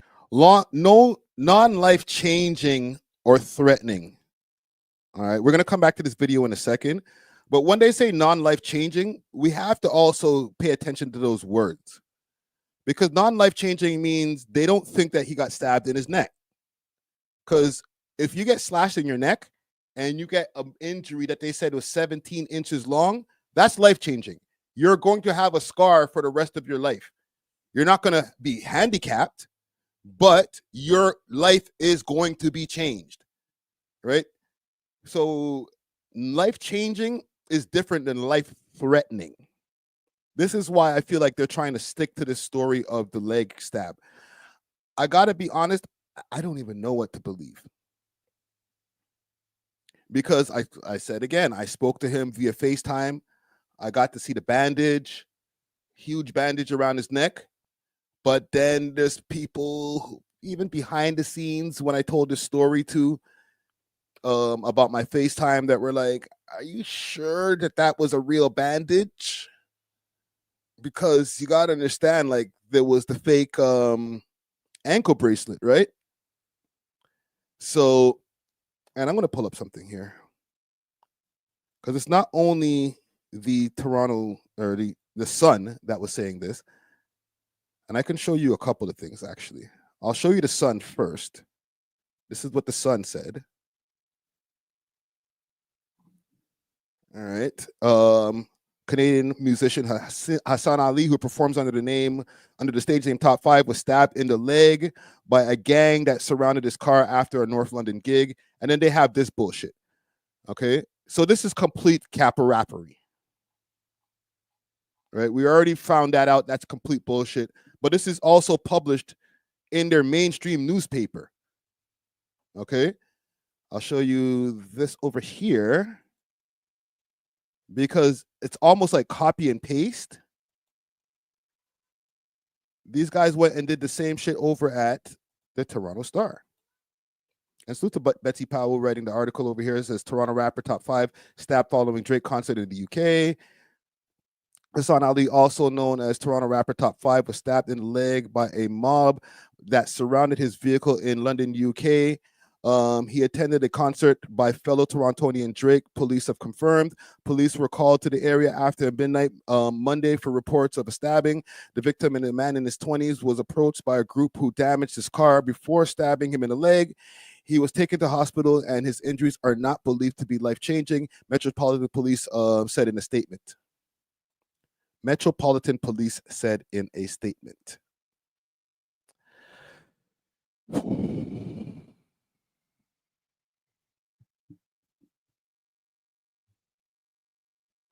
What are y'all saying over here, gang? Let me address some of these comments over here, because boy, I feel like the simulation is cracking because there's so much things that are going on at the same time. I don't even know what to believe anymore. That one you would have gotten bloody off of Legos. Chris and Josh says, yeah, it could be playing for views, no cap. Mainstream media outlets don't do their research. They repost whatever they see for go viral. That's a fact also. Y'all are all making great points. Y'all are all making great points. Because I know the Toronto Sun, holy, they're almost professional fuck-ups. They get stories wrong all the time. The Star, not so much. Okay, I got to salute to this Toronto Star. The Toronto Star doesn't usually get stories wrong, or whatever they do get in their stories, they're getting their stories from sources that they feel are credible. Okay, so I'll give the Toronto Star the benefit of the doubt in most cases. Maybe not in this case, but in most cases, I give them the benefit of the doubt that they usually 95% of the time get shit right. And they're very, very tapped in. Okay, don't get that twisted. The Toronto Star was always on some hip hop shit or on some Toronto rap shit. Daniel Jr. says only dumb criminals would do something overseas when it could be done at home. Another point made. Like, these guys have beef in Toronto. I understand it's cool to say these guys might have went overseas, did an overseas drill. Oh my God, they're such rap superheroes. You know, the drill heroes, the drill Avengers. Like, nigga, no. And respectfully, they don't have to run up close to him over here and get him on the neck and be like all up on a nigga. Like, stabbing is intimate. You guys in the UK, y'all can hold that stabbing shit. You know what I'm saying? Niggas got guns over here. I understand you guys got guns in the UK too, but not on the same level as people in Canada. All right? Let's just have a reality check for a second.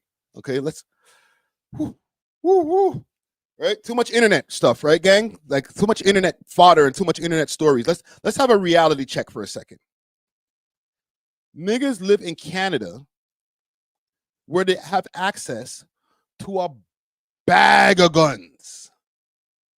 All right? Yo, Sniffer GGTK, you don't have to tag me. Thank you. I just don't want to be associated. All right? You're doing your thing. You're building up your following, but I don't want the man them to be like, so are you down with this page? I am down with none of the man them. Okay? I'm down with me. All right? I'm cool with everybody, but I am not down with any crews. Niggas start be like, so what? What mans are tagging you? I can see the tag now. Blood clot.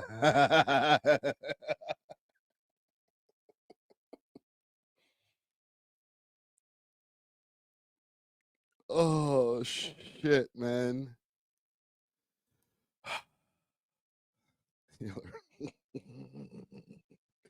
Okay. All right. Guys are taking me off track, bro. Yeah, back to what I was saying. If these niggas really wanted to get top 5, they're not going to travel all the way to the UK, 12 hours or however much it takes, risk not even being able to get into the UK because it's so hard to get over there, and then go get their hands on some knives and go stab this nigga. Do you know how close we are to the United States? Do you know how many guns come from the United States into Canada per year? You could shoot a nigga from across the street. You could spray up the whole block if they wanted to be like, yo, we got him. They don't need to be all intimate running up on a nigga with a knife gazillion kilometers or miles away. That's just, it's just not, it's not efficient. It's not an efficient drill. That costs a lot of money to go to a drill that you can do at home with all your guns. Am I wrong about that, gang? Come on, man. Like, it's just not plausible to me. It's not plausible. And the reason why a lot of people talk about the UK not having guns, like, yes, niggas have guns in the UK. Let's never get that twisted. Niggas got mad guns in the UK, but not as much guns as in America. All right? It's just a distance thing. It's a proximity thing. They don't have a border where the land of milk and honey and everybody who can walk around with their Second Amendment rights in a whole bunch of states live. It just doesn't make sense. You know what I'm saying? We live right upstairs from these niggas and bring in probably hundreds of thousands of guns coming into Canada a year. That niggas can just go and pick up one and say, yo, 5, we don't like you. Bang. I'm just saying. But I'm sorry, I went on a tangent. And listen, for anybody who's like, yo, enough about top 5, you tuned into the wrong live, man. We're not doing only top 5 news today. Obviously, I have other stories, but we're going to be on some shit for a second, all right? Because right after this, I want to talk about, and just a little preview of what we're going to be talking about next.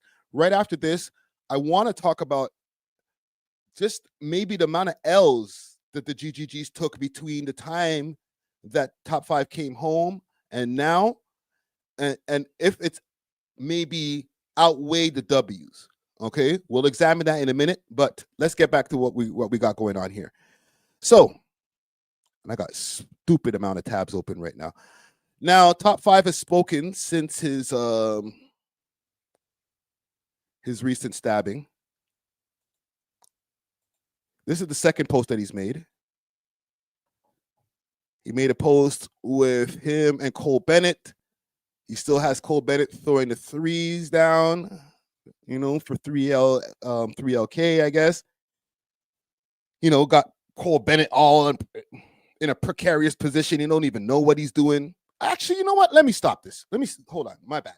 Let me stop this. I keep on giving all of these guys the benefit of the doubt. All you rap niggas and producers and video directors and all you guys, other rappers in other countries who are like, oh, I didn't know I was putting up a gang sign this. Cap. Yo, stop lying, man. You're doing it and you know that it's going to offend somebody on somewhere on the other side of the phone. Okay? I'm not even going to do it to mimic this. Like, I almost did it. See? I almost did it. My hand sideways. Didn't go downward. Sideways. All right? Just relax, gang. But when these guys do this shit, they know. Later on, they'd be like, oh, I didn't know I was putting up a gang sign, dissing another gang. You didn't know that the person who's supposed to be an alleged gang member or who's into some gang shit, who was like, yo, do the same hand sign as me in the camera, was trying to diss somebody? Or do you think that you were bigging up their gang? Because anybody with a brain knows, anybody who's bigging up a gang, like, okay, I'll use the thumbs up because the thumbs up is the safest thing that I can use as an example. If you're doing this, okay, let's say this is the gang sign, and please, Lord, make this not be a gang sign somewhere that I don't know about, okay? If you're doing this with the person, then it's like, obviously, if this is the person's gang sign, you're putting up the gang, up, in the air. Hold on, up. Now, if that same person says, yo, do this thing that I do, but put it downward, okay? And look, I'm using the safest sign that I can possibly use. Put it downward. And let's take a picture. You're trying to fucking tell me that you don't know that that person's trying to diss somebody at that point in time when you're like, all right, cheese. Like, you know you're dissing somebody. And salute to Cole Bennett, but like, bros, don't do that, fam. Don't get in pictures with Top 5, throw 3 L's down, and then be like, I haven't heard, he hasn't said shit, obviously, but I know that this is not the first time I've seen somebody do this type shit, where they're like, what do you mean? I didn't know I was dissing people. Yes, obviously, the person who has a whole bunch of ops is asking you to make a gang sign, okay? I'll give that, the nigga that came down, Brandon Buckingham, I'll give him credit. He doesn't play dumb, but everybody else plays dumb when it comes to that shit. I hate that shit, bro. I didn't know. Shut up. So, yeah. 5's back. That was his second post. Let me see if I can find the first post. Jason based it. Yeah, I didn't know I was smoking Tuka. Yeah, shut up, young ma. You knew that the Tuka had something to do with something that these guys were dissing and being disrespectful. You might have not known specifically that they were talking about a 15-year-old kid or whatever, but you knew that, oh, smoking on Tuka meant you're smoking on somebody, like a person. I didn't know you were talking about Tuka. Yeah, shut up. Liars. So here's the first post that Top 5 made for when he came back. These guys are crazy, bro.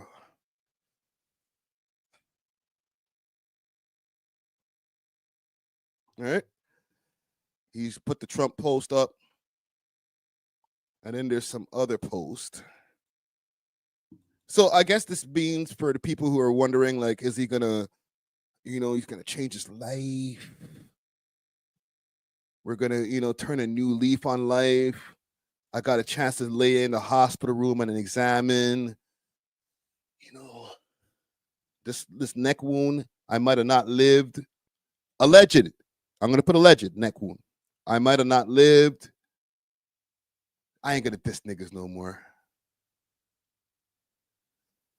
Holy shit. Hold on a second. He has like a big laceration. According to fellow I gotta find something because there's a news story that keeps on rolling around saying top 5 was recently but they're talking about the guards and stuff like that. We'll get to it in a second. So, and the last thing I'm going to show you guys, and then we're going to move on to our next story. Okay, because I think we're full circle. What have we learned so far? That we don't know exactly if he got stabbed in the leg or the neck. The police have reported that he got stabbed in the leg. I have given you guys my point of view from speaking to him directly on FaceTime, saying that I saw the bandage. However, I did not see a laceration, and he's not going to be like, yo, check this out Friday. But I saw a bandage. I spoke to him briefly. And a lot of these news stories have been capped as far as like the car getting trampled on, all that shit. That's just bullshit. Here's the thing now. This is a post on Reddit. It says YG calls academics a rat on his alt Finsta. We've already established. Oh, another thing that we learned, that the Finsta that these guys are talking about, and this person is in the chat right now as we speak, is not a what would you call that? That's not YG. YG's not in the chat right now. Put it that way. Okay, this is how we've debunked that part. Okay, gang, for the people. And yo, homie, if you're still in the chat, do you want to divulge where you are, or I'm not going to do it myself? You know, what city, what country, whatever. Like, do you want to divulge where you are? Because that'll help to really dispel all of the bullshit. Alden says, we learned absolutely nothing new. And in the grand scheme of things, we're still, I think it just made us dumber. You know what I'm saying? It just rotted our brain cells with fuckery. But hey, it's way more people than usual, so I guess people love the fuckery. So let's not even acting like, oh, that's, I can go start talking about a bunch of positive rappers right now. I bet you this audience will go and turn in half like that. You know what I'm saying? Guess what the last Mesquite rapper did? But yeah, they're saying that this is YG's Finsta. That's cap too. Okay, so I think that we've learned. I think we got a lot of information, and we've maybe uncovered a lot of the cappery. But as far as what we've learned, as far as anything new in life, nothing really. Nothing really. I'm going to move on to my last part about this top 5 stuff. Okay. There's actually something I want to look up. Let's look up something quick, fast. Because this news story was mash up. Holy. If you guys could see what I was seeing, anybody who has CP24 at home, y'all probably were seeing the same shit I've been seeing. And let me know if anybody who was watching CP24 maybe have that in the background on their other TV or something like that, might be watching this on the phone and seeing what's been rolling around on CP24. They had top 5's name all up in their mouth. More than We Love Hip Hop. Jeez. Top 5 City TV. Let's see. 1 day ago. Let me see if this CP24 website has that shit. CP24.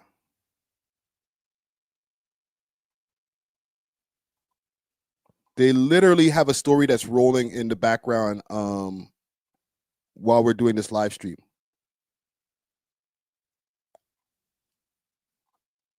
Hold on, let's refine the search. Hassan Ali CP24 for death threats made.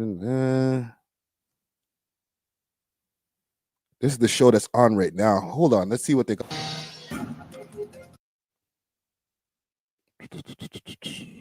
We're gonna find some shit, bro. They probably put it at the top of the news.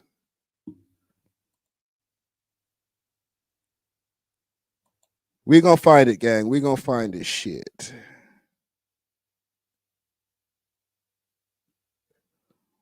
Let's see what they got going on live. Let's go to the channel.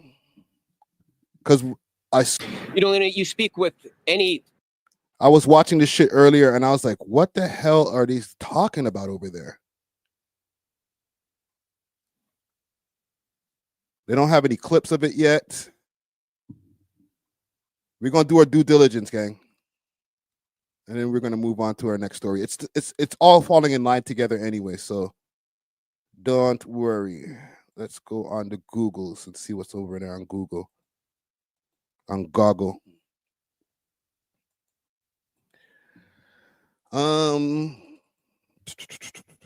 Top 5 CP24. Okay, here we go. Found it. How rapper Top 5 evaded Ontario prison guards. Here we go. Cell phone smuggled. Yo, these guys are on everything. I think I'm going to add this to my story that we're talking about now. Okay, I found what we're talking about. I found a next piece to what we're talking about here. So I want to examine, as far as this whole Top 5 lore, since he's been home, and we're going into, what are we? July, August, September. So for the people who don't know, his charges were stayed back in September of last year. Meaning charges being stayed is they weren't able to find enough evidence to be able to convict. The Crown elected to move the charges over until they're able to maybe find more evidence. And if they are able to find more evidence, then they'll bring the case back up in court. Okay. Charges being stayed, they're stayed for a year. So now they have within a year to be able to bring these charges back up. Okay. Y'all straight? Just give me a second, gang. I'm just doing some adjustments here. Oh. Now, in that year, if they're not able to find anything, they got to move on. That means now he's completely off of all charges, all issues, anything to do with the unaliving that happened a couple of years ago. And RIP to that young gentleman who passed over there in Falstaff. Okay, let's never forget that a young gentleman's life was lost before. Now, since September of last year, I want to ask you guys, has Top 5 taken more L's or W's? Because since he's come home, he's had, and I'm going to go through a list of different things. Okay. Obviously, he went viral as soon as he got out. He went on the Aiden Ross stream. That was a viral post or a viral thing. Okay. What else do we got as far as like viral moments for Top 5? Young Money says he took a lot of W's. Give me a breakdown of the W's. I want to know all of the W's before we get to some of the L's, because I want to have a balanced thing. He went over linked with Kanye. Yes, big W. That's a big W for sure. What else? There's also he got a deal with Stake. Right? Now he's able to stream those live streams, even though those live streams were very divisive or whatever. It's because he had a deal with Stake. So he required to stream once a week. My bad, gang. I'm just switching cameras here. Un momento, gang. I want to make sure that we don't be one moment, gang. So I'm gonna go over some of the L's that I feel that has been gone on since he came home, and then we could maybe do a pros and cons. Because for every time I feel like that he's taking a W, it gets crazy and he ends up taking an L. All right. Yolanda Richardson says, I wish Top 5 would make better decisions. He should have left immediately after Wireless Festival was over. Facts. Yeah, it's but you know, woulda, coulda, shoulda. So there's a bunch of guys from his crew that ended up getting locked up. I think 100 GGG is in jail. A bunch of other guys from his crew are in jail. There's a lot of guys who are home, so don't get that twisted. But a lot of these guys are in jail, and that's not post him going away, but it was happening while he was still gone. All right.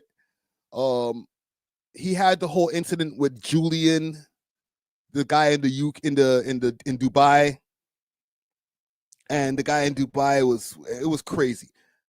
There was a W and an L involved in that one. W, I guess, because allegedly they were able to get this guy for a whole bunch of money.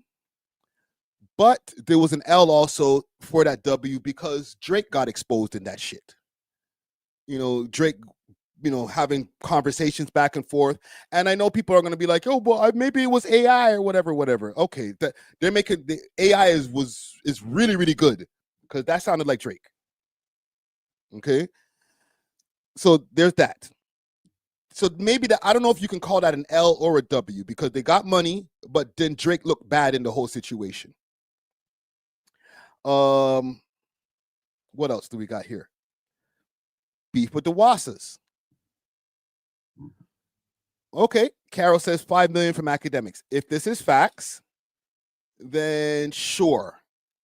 We've debunked that a bunch of times. I think not just us, but other people on the internet is like, yeah, I don't know about that. I don't know if that nigga gave you $5 million. And it's funny because he gave him 5 million. He gave Pressa 5 million. He gave everybody 5 million on the spot right there that day when everybody was all friends, you know, Jamaica trip. Wow, the good old days, right? It was all good just a week ago. That's crazy. So what else do I have here? Beef with the Wassas. We're at the beef with the Wassas now because they were together. They were better together. These guys are overseas. They're doing their thing. Dubai. Let's get some money over there from this kid in Dubai. Let's go over to academics and go to the Vibes Cartel concert. Let me pull up some shit here. You know, get some money. Allegedly, now you got $5 million extra in your pocket from academics. It's a good move. It's good times. So I think that was a W, and then it turned into an L because now you guys are beefing. Right? W, courtside with Drake. This is why I like to do this on live stream. I wouldn't do this as a stream of consciousness just here by myself and then make a pre-recorded video because then people are gonna be like, yo, bro, you're just talking about too many L's because I'm a very pessimistic type of person. But yeah, that's a W. All right? Courtside with Drake. But also what happens there? You have the courtside with Drake. You guys bump into K Money and them mans, beef with K Money and them. All right? Then the beef with K Money and these guys is going on. It's going back and forth. It's getting a lot of traction online. It's attracting a lot of attention. Everything's cool. But D Money, his manager, gets robbed. So it's like one win and then an L at the same time. And it's like the L's are harsh L's. Like a nigga getting robbed is not like just some light shit. Like, you know what I'm saying? Like, I'm sure he was assaulted and all types of stuff. It wasn't just like, oh, just give me your chain, sir. No, It was like beef. There was the arrest video, when they were trying to pin some guns on him over there in Richmond Hill, if I'm not mistaken. That's not a good look. You got the cops having extra attention. Obviously, the cops are going to be paying super, super close attention to him anyway, but paying even more close attention to him. You feel me? I'm just trying to examine all of the three, the pros and the cons, because if the pros outweigh the cons, then proceed. And listen, he'll probably see this video later. I'm going to title it some kind of hot title where if he's going through the internet, he'll probably see it. So I'm not even trying to talk behind man's back. But let's really weigh the pros and the cons. And are the pros outweighing the cons? Because, boom, you guys are beefing, MG4L, GGGs, start flexing the man's chain because they got K Money back and got his chain back, or got K Money's chain back for getting D Money's chain. All right, there's a lot of monies in here. But then what happens next? Flex the man's chain over there at Canada's Wonderland. Boom. So one of your guys, one of your homies gets shot in the hood and dies. Not even gets shot and lives. He already got shot and lived the first time. RIP to Drive-By King. Okay. He got shot and lived the first time back in 2018. But this time they got him and murked him. That's crazy. And it's just tragic. And it's probably traumatizing on a level when it's like, how many people do you lose in life while catching W's? I'm just saying, do the W's outweigh the L's? And then Flipper gets stabbed. Okay? Obviously, Flipper has helped to create the huge lore to the GGGs. And just helping to give that extra street cred. Mr. Two Cases, he's in the songs. You know what I'm saying? So his lore is crazy. It helps to make the GGGs look like the biggest, baddest guys in the street. He got 2 M's, and one of them was on a mob boss. All right? No matter how much he's behind bars for that, that helps to add the street credibility when people in America and the UK and all these different places look back and they try to do their homework on Top 5's crew. They're like, yo, them niggas ain't playing. You feel me? This nigga, I don't know what his conditions are right now. He might be fighting for his life as we speak. You know what I'm saying? I know that they said that, okay, his condition is evened out and all that, but bro, it's too many L's, in my opinion. The W's are, you're sitting on racks and racks and racks and racks and racks. Okay? Niggas have been able to go all around the world in a short space of time, and we're watching it in real time. The only reason that we could have this conversation, debate, thought exploration is because we're able to see every move that's happening, because everything is being previewed on the internet. You feel me? And then boom, he gets stabbed, allegedly. Okay, he gets alleged slash 17-inch slash around his neck. You know what I'm saying? It could be freaking a leg, a neck, nobody knows, but there's something that happened and it's another L. I'm sorry.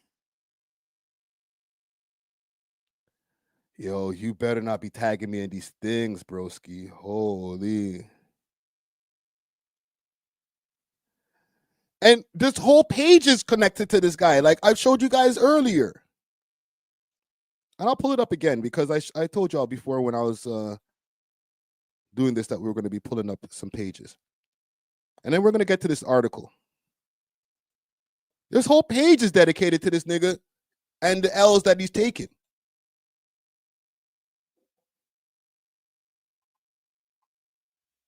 You know what I'm saying? Like they got a sniff of GGGK page.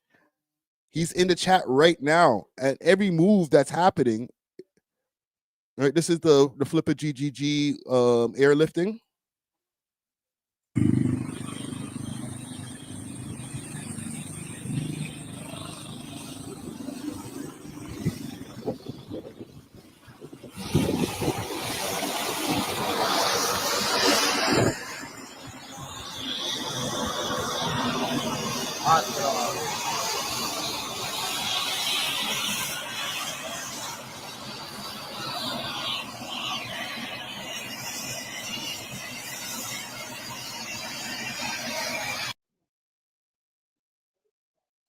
You saying it's not real? You saying it's AI?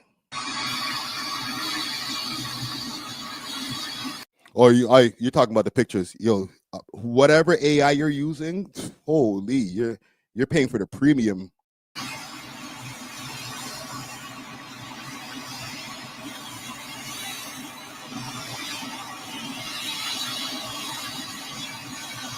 Here he comes.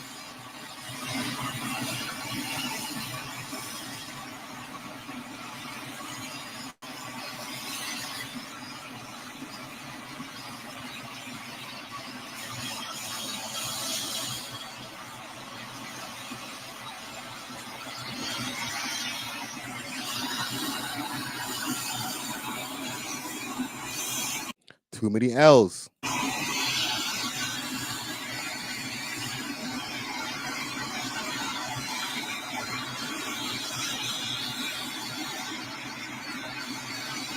I'm not saying stop doing what you're doing. I'm just saying like we may have to re-examine the game plan, because for every W, for every set of racks, and oh, we got it, we the crew was up, we got more money, you know what I'm saying? Or we got this op and we embarrassed the op, an L is taken. Okay, and I'm not even trying to connect the dots of crimes or anything. Like it's just the timing is crazy when it's like, yo, you're flexing the chain over at Canada's Wonderland, and then boom, your man's in the hood catches the most major L you can catch is your life. You know what I'm saying? So it's like, I don't know, man. I don't know what the game plan is moving forward for top 5, right? We come full circle to, like I was saying, we're getting close to September and the news are not playing. Okay, let's go over this article over here. And it says cell phone smuggled then flushed. How rapper Top 5 evaded Ontario's prison guards to shoot a music video. Ontario prison guards were furiously trying to seize the cell phone camera that Toronto rapper Top 5 was using to record a music video in a cell. New documents obtained by CTV News Toronto reveal. They stopped one phone from. Hold on, my cat's jumping up here. They stopped one phone from coming in that was smuggled in a visitor's bra, and wondered if their laptop and cameras had somehow been repurposed as pictures of Top 5, whose real name Hassan Ali, kept surfacing online. An investigation report says in November 2022, guards strip searched Ali and didn't find anything. As a rapper, he was awaiting a murder trial, taunted them and told them they were too late. Documents said. Crazy. The inmate reportedly said the search was a week late, as he recorded himself eating a cheeseburger after receiving them from an overnight correctional staff, the report said. Wow. Let me stop for a second, because they are probably firing people or maybe not firing, but suspending people, bringing people into office, mad investigations on these guards. Like, yo. Keep in mind, they're talking about 2022. It's 2025, and they're like, hold on, let me make my camera bigger. Oh, by the way, after you finish your rounds, I want to come talk to you in the office. All right? It's like, damn, I knew I should have called in sick today. Nah, sir. What about that shit that happened in 2022? Niggas eating cheeseburgers and shit. Whew. The inmate further stated that the music video would be posted via social media the following week and alleged that he had utilized an iPhone 12 cellular device to capture the contents before flushing it down the toilet. The video was posted the video was posted not the following week, but about 7 months later in 2023. It showed Ali clearly behind prison walls in the Maplehurst Correctional Complex in Milton, Ontario, rapping a song 21 Questions while wearing an orange jail issue clothing. Unauthorized photographs is not permitted behind bars. And at the time, Ontario Solicitor General Michael blah blah blah vowed to a full investigation. Well, here we are. After he beat a murder charge, Ali said in the interview that he had paid a prison guard $10,000 to bring in a phone. The investigation reports, which obtained via freedom and information request, is heavily redacted. Is silent on that guard who have been whether anyone can be caught punished for allowing the cell phone in Ali's hand. Let me read this sentence again because I fucked that one up. Is silent on who that guard could have been and whether anyone was caught or punished for allowing the cell phone into Ali's hands. So they don't even know, or they're not revealing which guard it is. Blasey Blah reached Wednesday at the unrelated news conference, couldn't say whether anyone had been disciplined, and defended the guards, saying most do their jobs. That's defending a guard, saying most do their jobs. 99% of 1 second here. My bad, gang. We got a whole bunch of things going on. It says 99% of everyone who keeps Ontario safe does that. I don't direct the ministry. This is an operational issue, but again, we hold everyone to account, he said. And then they go over him being cleared of the murder charges. And then they talk about him getting stabbed the other day. Okay, and there's a whole thing that they're talking about, a W5 investigation report that they have that we're not going to go over right now. But yeah, they're saying that a whole bunch of thousands of cell phones get smuggled in every year. Okay. So again, let's go back to the L's and the W's. NYC posted it. I'm just reading some of the comments over here. JSJW says he got attacked in that car. That isn't old. That's real. Listen, I don't say that it's not that it's old footage. I just don't think that was top 5 in that car. You feel me? But again, getting back to the W's and L's. I went through a whole list of L's and I went through a list of W's. I feel like I've said more L's than W's, obviously, but the W's that I did mention, you know, the man's probably up a couple of $1 million.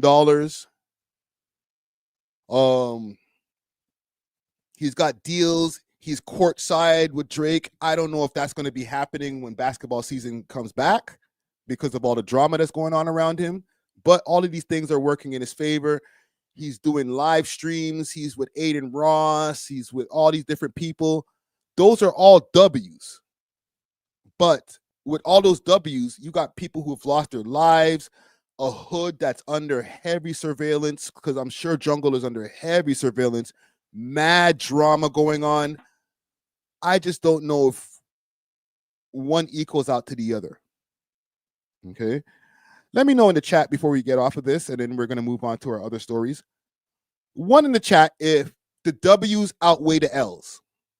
2 in the chat if it's like, bro, them L's are too much for the little bit of W's that you're getting, okay? So 1 in the chat if you think that the W's outweigh the L's. 2 in the chat if you're like, nah, bro, I wouldn't take those L's to get that money or get these opportunities. You know what I'm saying? Let me see how y'all feeling about this. I'm sorry I haven't been as steady on making the polls and stuff like that. Okay, I'll do so. I'll make sure I make more polls on the next time that we do our live stream. I'll even create one right now while I'm saying it. Does the W's outweigh the L's? Okay, that's a question I want to know. Do the W's outweigh the L's? Because if the W's outweigh the L's, then shit, keep going, bro. Keep doing your thing. And I'm not saying, oh, if it doesn't, like, stop, bro. No, nah, fam, I can't. I'm not here to run anybody's life and you know, try to tell people how to do things. Okay, I know that there's the expression, sometimes you got to crack a few eggs to make an omelet.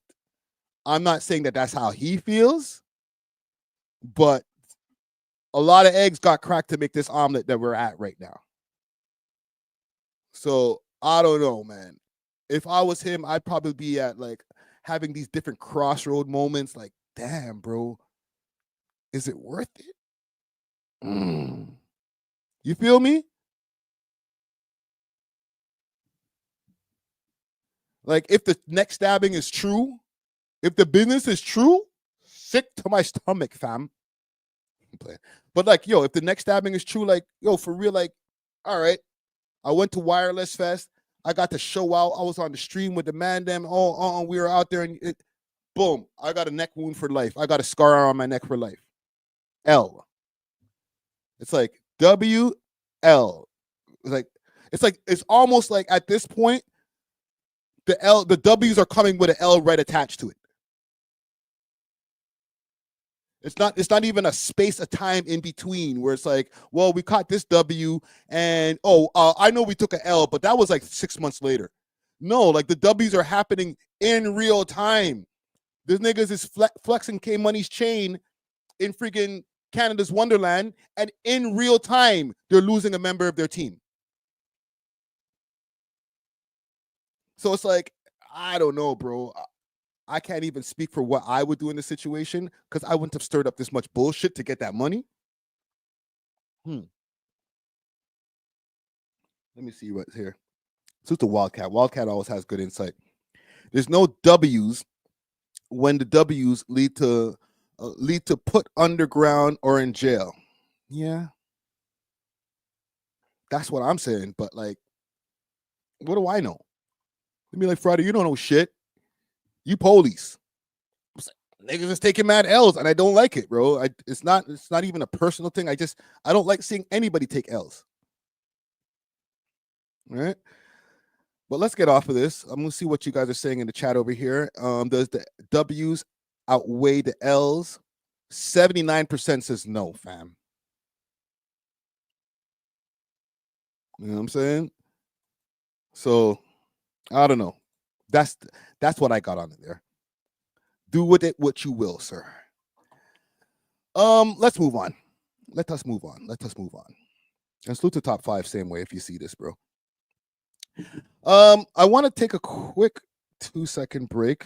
I got an interview that's dropping tomorrow. And we're gonna get to this Raekwon story and Wu-Tang coming over here to Toronto. Wu-Tang's final tour in Toronto. That's a quick story. And then the story I have after that, the Drake Wirelss backlash. There's been a lot of W's and L's that I just talked about just now, but people have been like, yo, Drake Wirelss Fest, what a success. If you go on the man's Instagram, thank you, London. We did great. Everybody loved me. And listen, don't be like, oh, Friday, you're just on Drake hate mode right now, so we don't believe you. You need more people. Nah, man, there's a lot of people in the UK who were not happy with that show. At least the last night. But we'll get to it in a second. I did an interview with the boy Hoodbaby Peppa. Big salute to Hoodbaby Peppa and Hoodbaby Rara. Both gentlemen pulled up to the studio over at B3 Studios. We had a great conversation. Low-key, with all due respect to them, a surprisingly great conversation because I got these niggas like on the knucklehead category sometimes, but the mans came through, dropped some gems, had an intelligent conversation with me. I'm going to show you guys a quick preview of that and go drain the main vein, as they say. Pause. We love hip hop.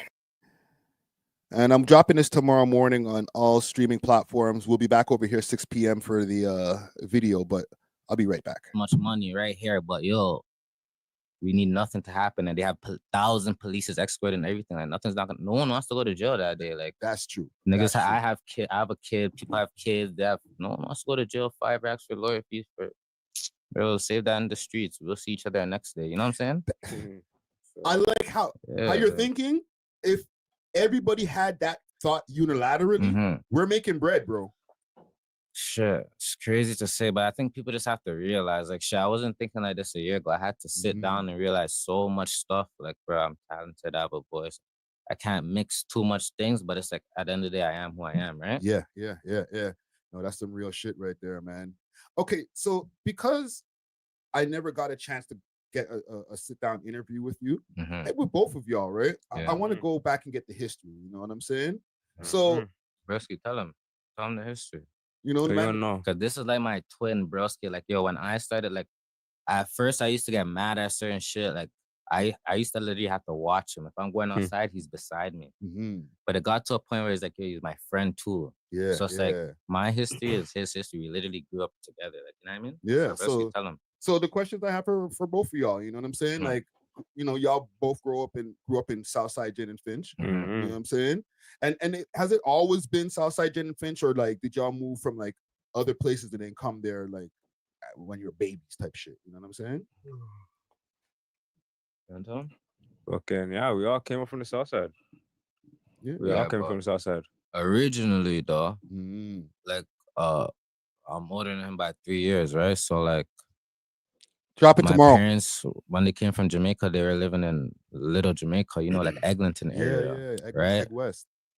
They end up moving to Queens Drive. Like my pops end up drawing for my bros, my 2 other bros, my dukes end up moving to Queens Drive and shit.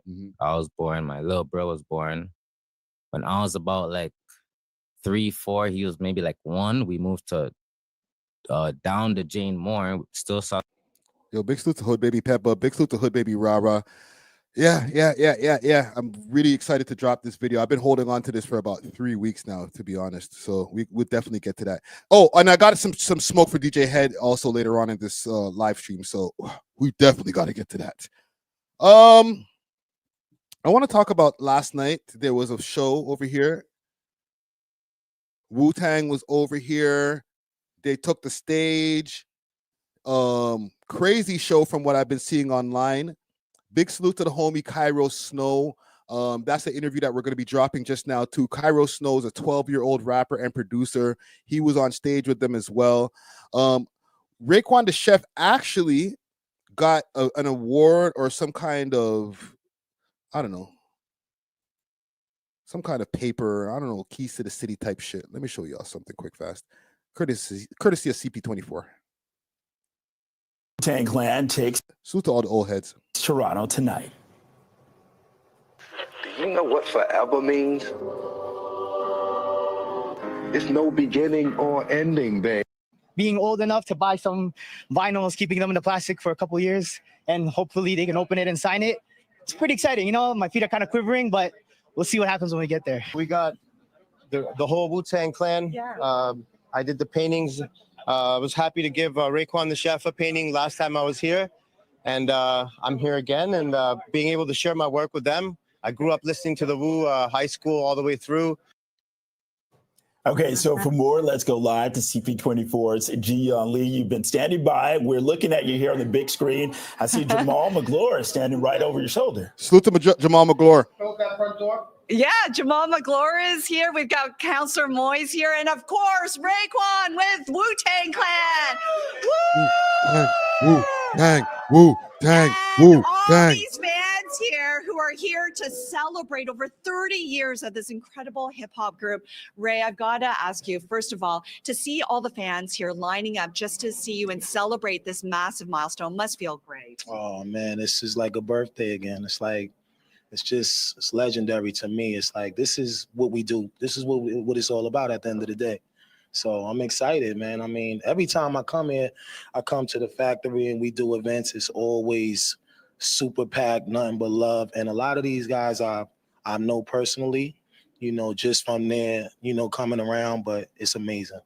feel good. Purple Factory is your business. You could have set up shop And also, salute to Raekwon because he's had a business over here forever. He has the Purple Factory. Salute to the Purple Factory. That's over there on Dundas Street East. It's literally in Regent Park. Obviously, the more gentrified version of Regent Park, but he's had that store over there for a long time now. And for him to choose a store, a location like Toronto, salute to him. All right, hold on. I don't even got myself on the goddamn screen. Salute to him. I know there's a part of my brain that wants to get mixy, but salute to him. We'll leave it for another day as far as why he chose Toronto.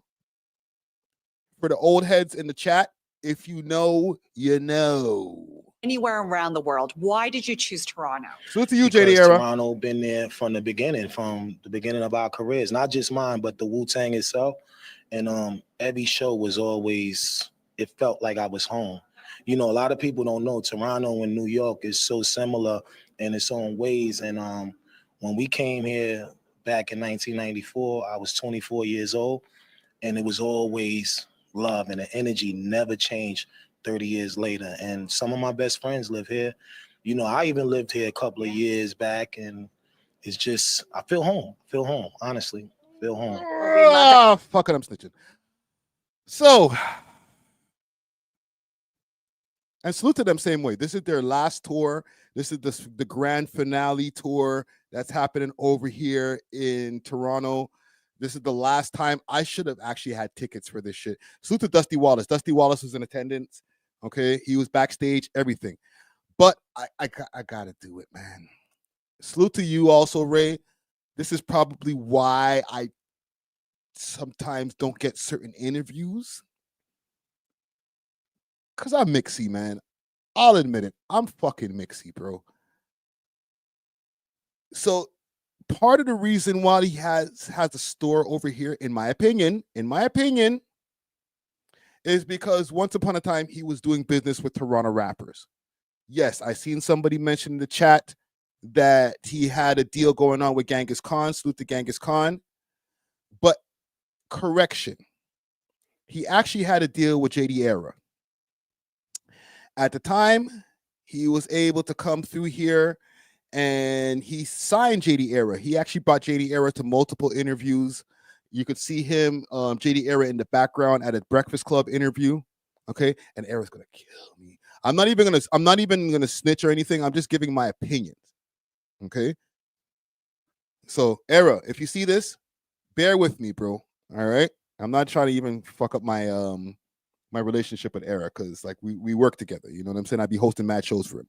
However, at the time when you sign Canadian artist, and this is just me, just giving my theories, when you sign Canadian artist, you also have access to Canadian funding, i.e. Factor, i.e. Video Fact, i.e. any of the different Canadian fundings that you need to have a Canadian artist in place to be able to get.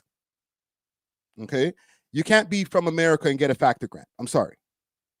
And these are grants. They're not loans. You don't have to pay them back. You feel me? In my opinion, my theory is during the time when he was out here, and I don't know about if he signed Camel, but I do know that he had a deal with JD Era, and maybe he had a deal with Camel also. Maybe he had a deal with other artists. But that also allows you to have access to the grant program. The grant program gives you access depending on how much you apply for. Big salute to Factor. We got a Factor grant a few years ago to be able to do workshops and shit. And from that, I think we got I got about 10 racks from them, from that one. Okay. After I busted down with my grant writers, it was a little bit under 10 racks. But I just think that maybe he had allocated a little bit of grant money to maybe opening that business that he has over here in Toronto. Just my opinion, just my theory. Hold on. What are you saying over here? Izio says, but you can be American and get a Factor paid via the project. Yes.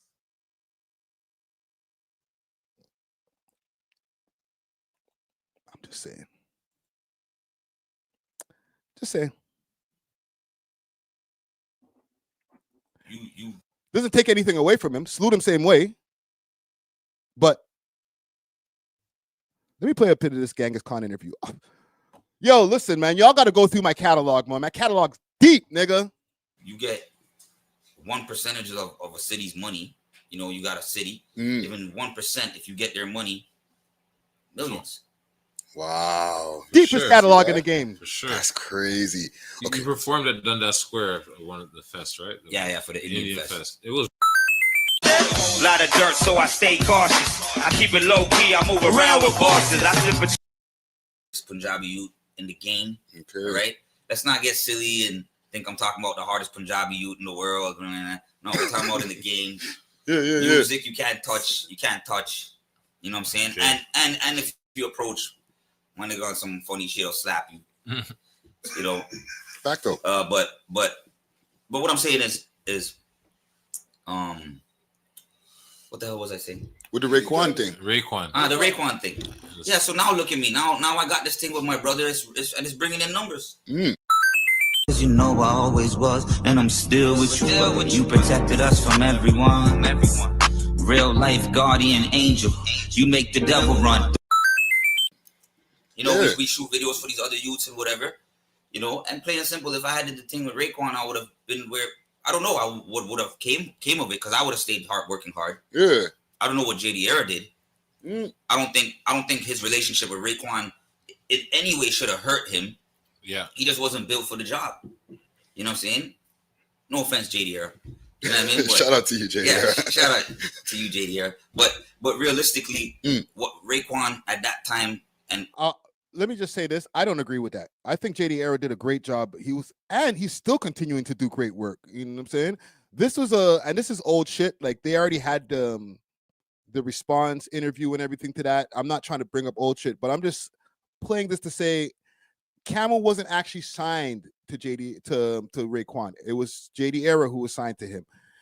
So I don't know if and yes, RIP Caddy for sure.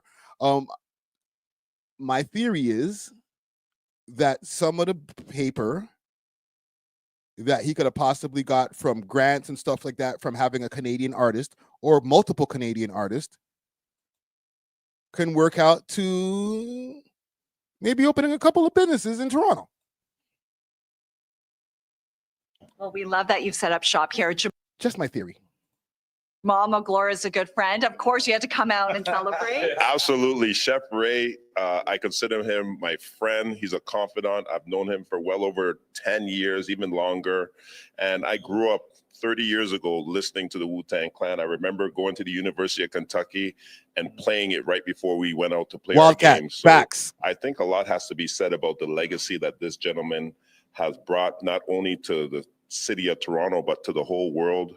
They're evolutionary. I'm sad to say it is or may be the final chapter, but I'm going to talk to the boss and see if we can extend this run a little bit longer. Congratulations to you. You're the best. Thank you for everything.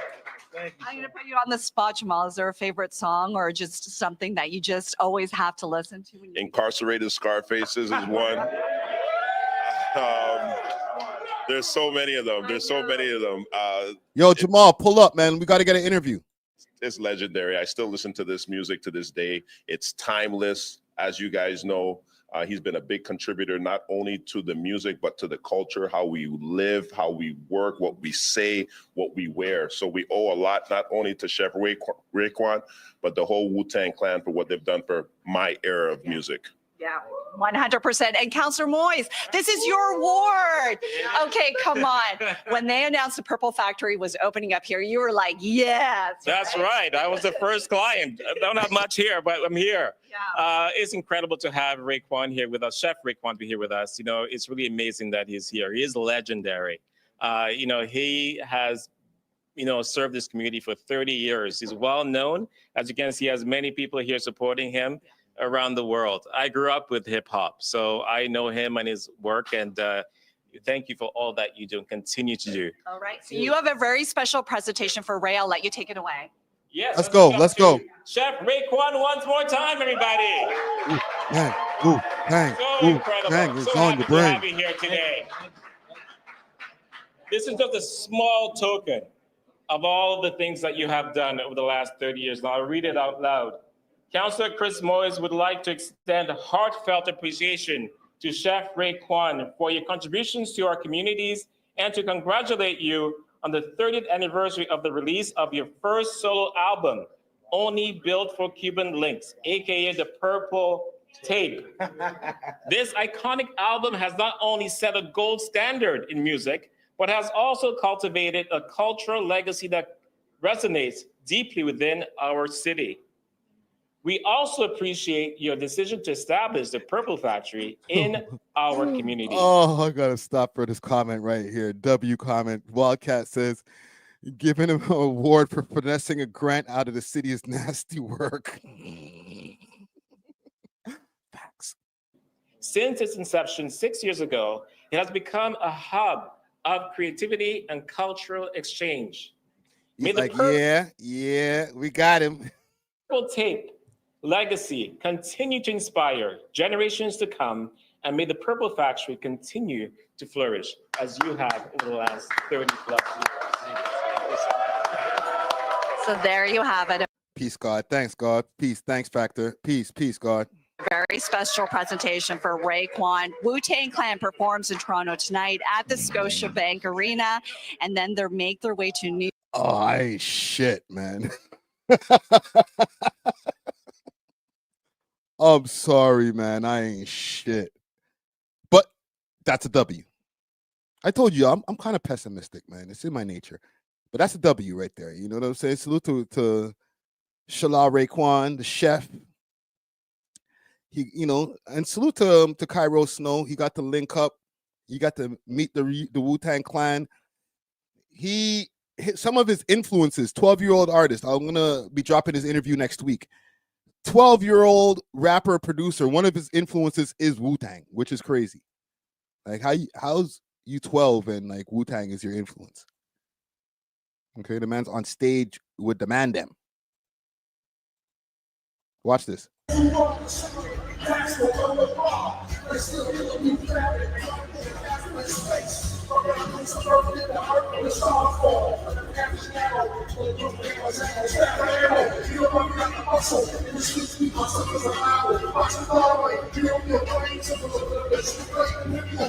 There was another one where he was like jumping up and down to the RZA shit.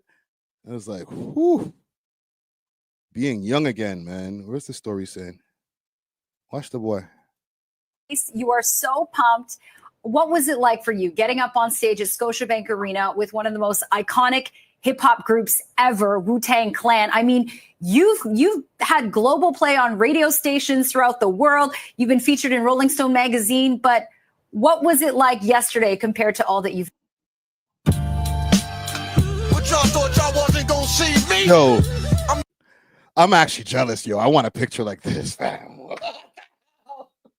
At my big age, I'm like, yo, you got me the tingles of jealousy in the back of my neck. Like, yo, broski, I want a picture with Ghostface, like, fam, and Bobby Digital. Like, come on, bro. This nigga's living out my childhood dream right now. The Osiris of the I ain't getting copyright for it though. Brampton rapper Cairo Snow getting the thrill of a lifetime at last night's Wu-Tang Clan show, joining the group on stage at Scotiabank.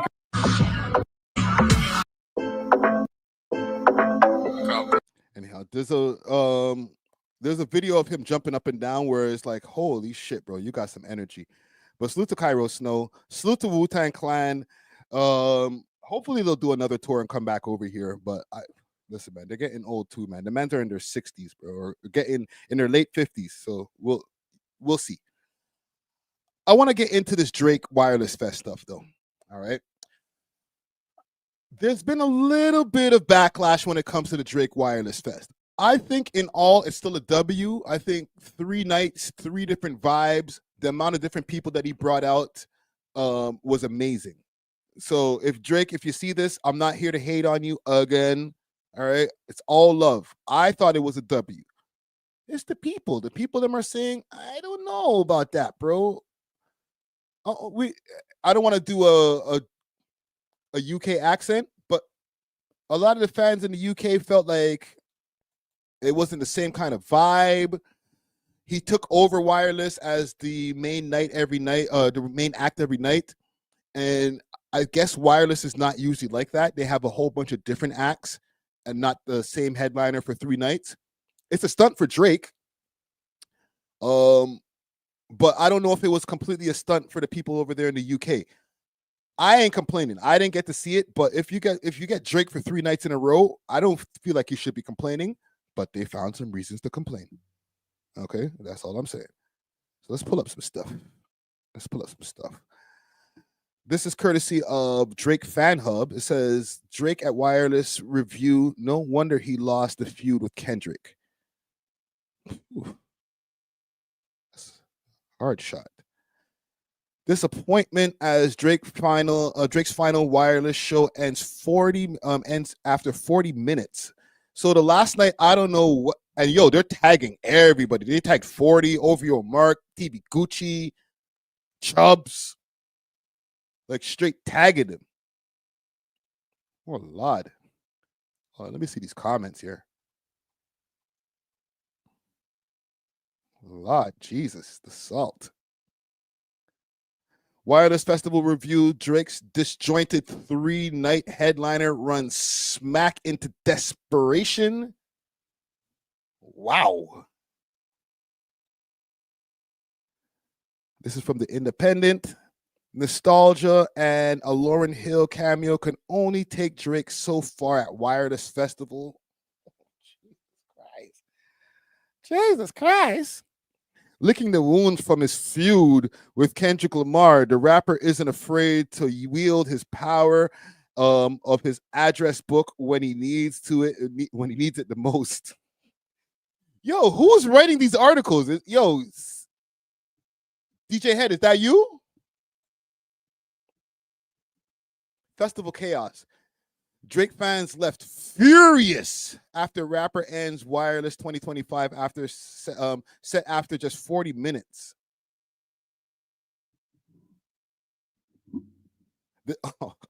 Oh my God. And this is from the Sun over there in the UK, who we already established ain't shit.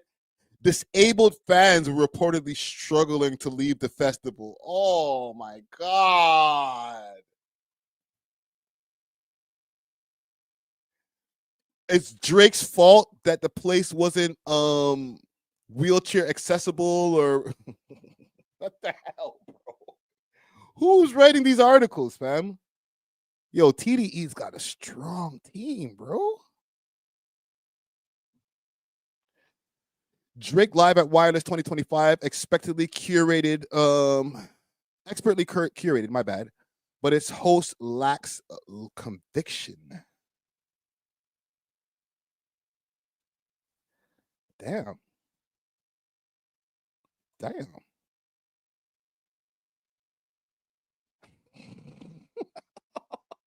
Look at this one here.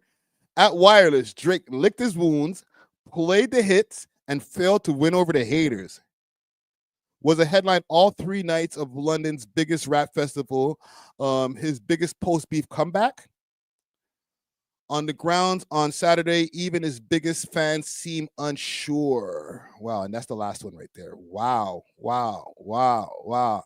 The man can't do nothing right, bro. Holy.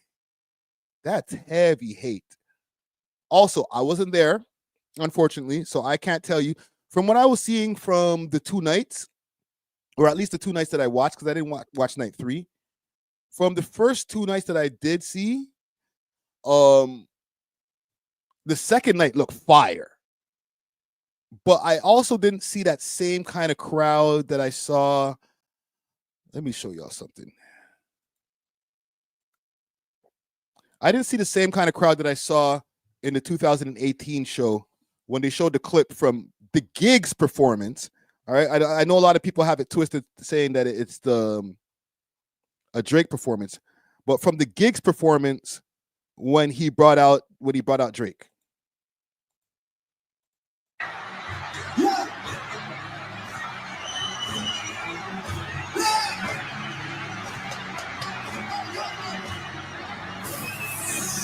All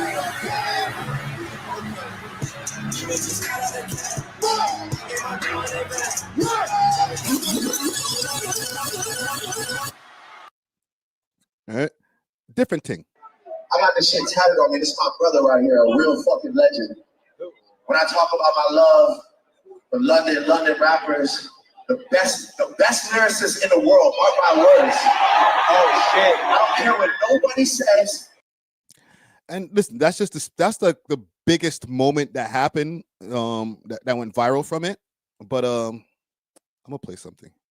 Let's talk openly and honestly. Vibes was not the problem. First of all, his mic was a problem. It was a whole problem the whole time. Secondly, you got a bag of people at the front of the stage that don't know about Vibes. They couldn't carry the crowd. Yeah, it was ridiculous. Everyone that knew about Vibes was at the back. The people at the front. And this is from people. Shauna says, UK people in the chat, if y'all know, I don't know who Shauna is. She seems like she's probably somebody big over there. Shauna says that she's disappointed. Okay. It's not even their era. You can see that on the screen. They were young bucks. The crowd was dry. All right. I don't even have to use a UK accent to say that. That's what we say over here. The crowd was dry, brethren. It was dry over it. Yo, how was the night? It was dry, yo. It made no sense. I'll be honest with you, I don't think I'll be going to that festival again. That shit's too commercial for me. The DJs did not carry shit throughout. I'll be honest. When you go to a festival, normally the DJs will carry the vibe throughout each act. Between each act yesterday, the crowd fell silent. And when I mean silent, hi Toast. I mean silent. I needed some toast. Oh Lord. Sick, man. The DJs were diabolical and the crowds were even worse. The crowd were just singing the words they knew. And once those words stopped, they stopped. Me and my friend got fairly quite close to the stage when Vibes was on, when Popcorn was on. When I tell you at least 95% of people in our vicinity. Yo, the fact that they keep on cutting, that means like had a long rant and they had to chop it down so that we can fit it on an Instagram reel. We're not moving. Dry. And it got to a point where we were packed in like sardines and you just couldn't move anyway. I straight up said in front of people around me, I said, this crowd's dry. Like the 80-year-old grandma's back foot dry. And then to end the night, I had Drake. 80-year-old grandma's back foot. Hold on, let me check my feet. My back foot is kind of dry still. I can't even imagine if I was 80. Holy. Above my fucking head to Whitney Houston. And then I thought there was another tune coming. No, the festival done. And am I finished? No, I'm not finished. Because Wireless has a big ass budget and you're trying to tell me they don't have an exit strategy or system in place for leaving the festival. Why did it take 2 working days to leave? Fuck out of here.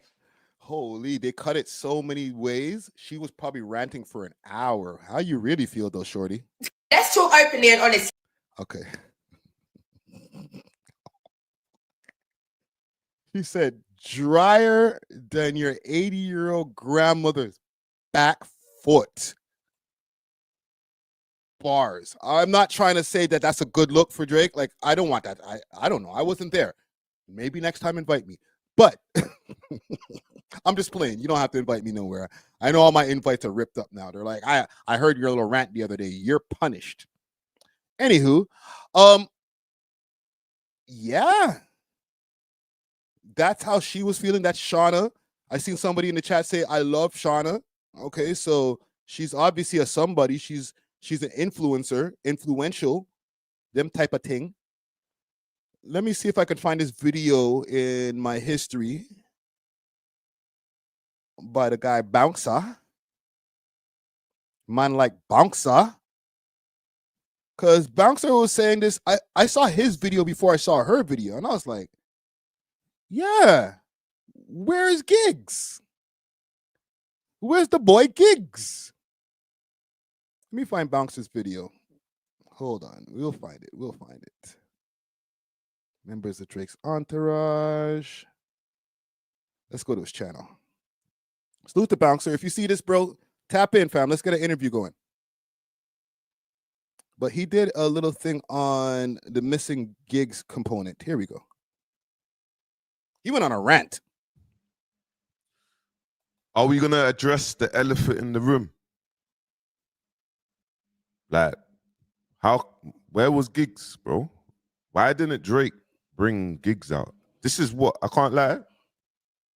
I looked at Wireless and I done a post a couple days ago, and I was like, well done, Wireless, well done, Drake, and good luck. I don't know if that's just his regular facial expression, but he looks visibly upset.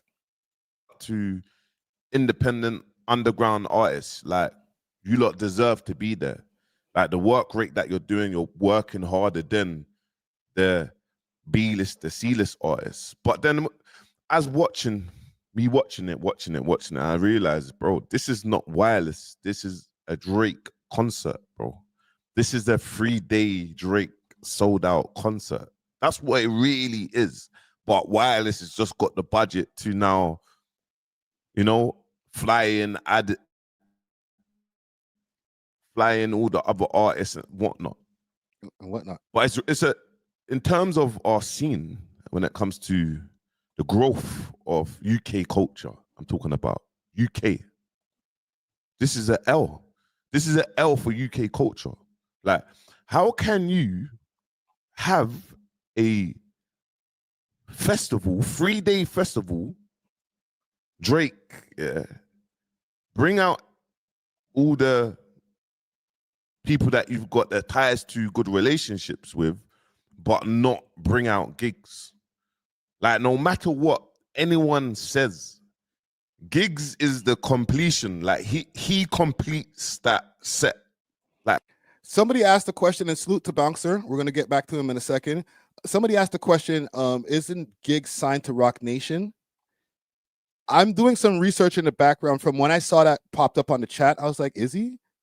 I'm not really tapped in on the whole Giggs wave. And salute to Giggs. We got a Giggs interview too. I told y'all, catalog's deep, man. But I'm looking at a song credit over here for one of his more recent songs. It says Source, No BS Music Limited, Warner Chappell Music. So he signed to Warner Chappell Music, but I don't know what his management deal is like. He might have a management deal with Rock Nation, so that could be a thing too. All right, let's just do one more quick search before we get back to the homie Bouncer over here. I don't think that that's the whole reason. Like, obviously, that people in the UK weren't happy with the everything that happened this weekend. Obviously, there's been a few other reasons why people weren't happy, but Giggs was missing from that event. Holy shit, why do I have this many notifications? Let's see here. Is Giggs, let's do this. Let's refine the search. Is UK rapper Giggs signed to Rock Nation? And listen, don't get on my back about using Grok right now. Yo, why are you using this friggin' Nazi platform? Like, shut up, man. Okay, so UK rapper Giggs is not currently signed to Rock Nation. There's no definitive evidence from available sources confirming Giggs has ever been signed to Rock Nation as an artist. While Jay-Z's mentioned Giggs on Versus on DJ Khaled's 2022 Good Did. Okay, so from what we know, there's no Rock Nation signing. Doesn't necessarily mean there's no affiliation, but he ain't signed to them. I just want to make sure we do our due diligence, all right?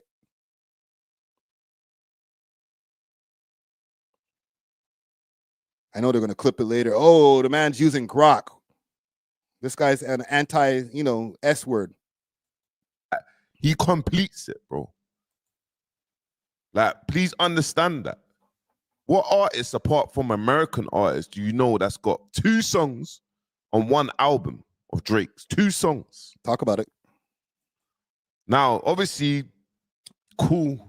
The world probably don't know what's going on, so I'm going to keep it like that, so the world don't know what's going on.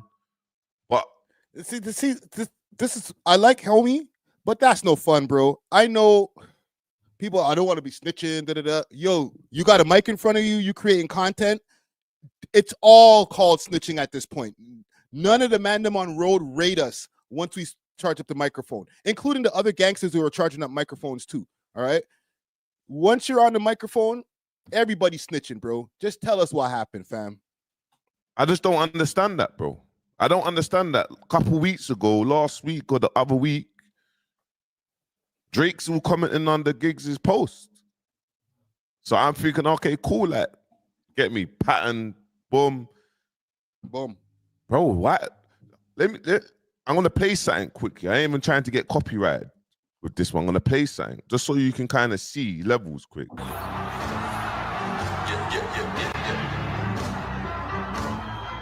No, we did that already. We did that already. Let's do this. Okay. Drake not brought out gigs. I don't understand that, bro. I don't understand it. I don't understand that. And do you know what it is?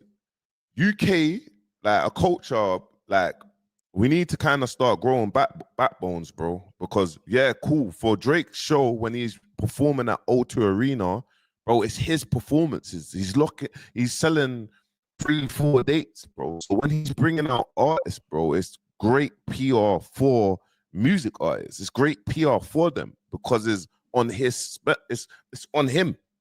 It's his show. But Wireless is not his show, but it's been treated like it's his festival. Now, is that a bad thing? Okay, maybe I need to start another poll over here. I'm just going to ask. I'm not even going to get too complicated with the question. Was Drake Wireless, let's do this, Wireless Weekend a W? I'm going to spell the weekend the other weekend way. You know what I'm talking about. That guy. A W. Okay.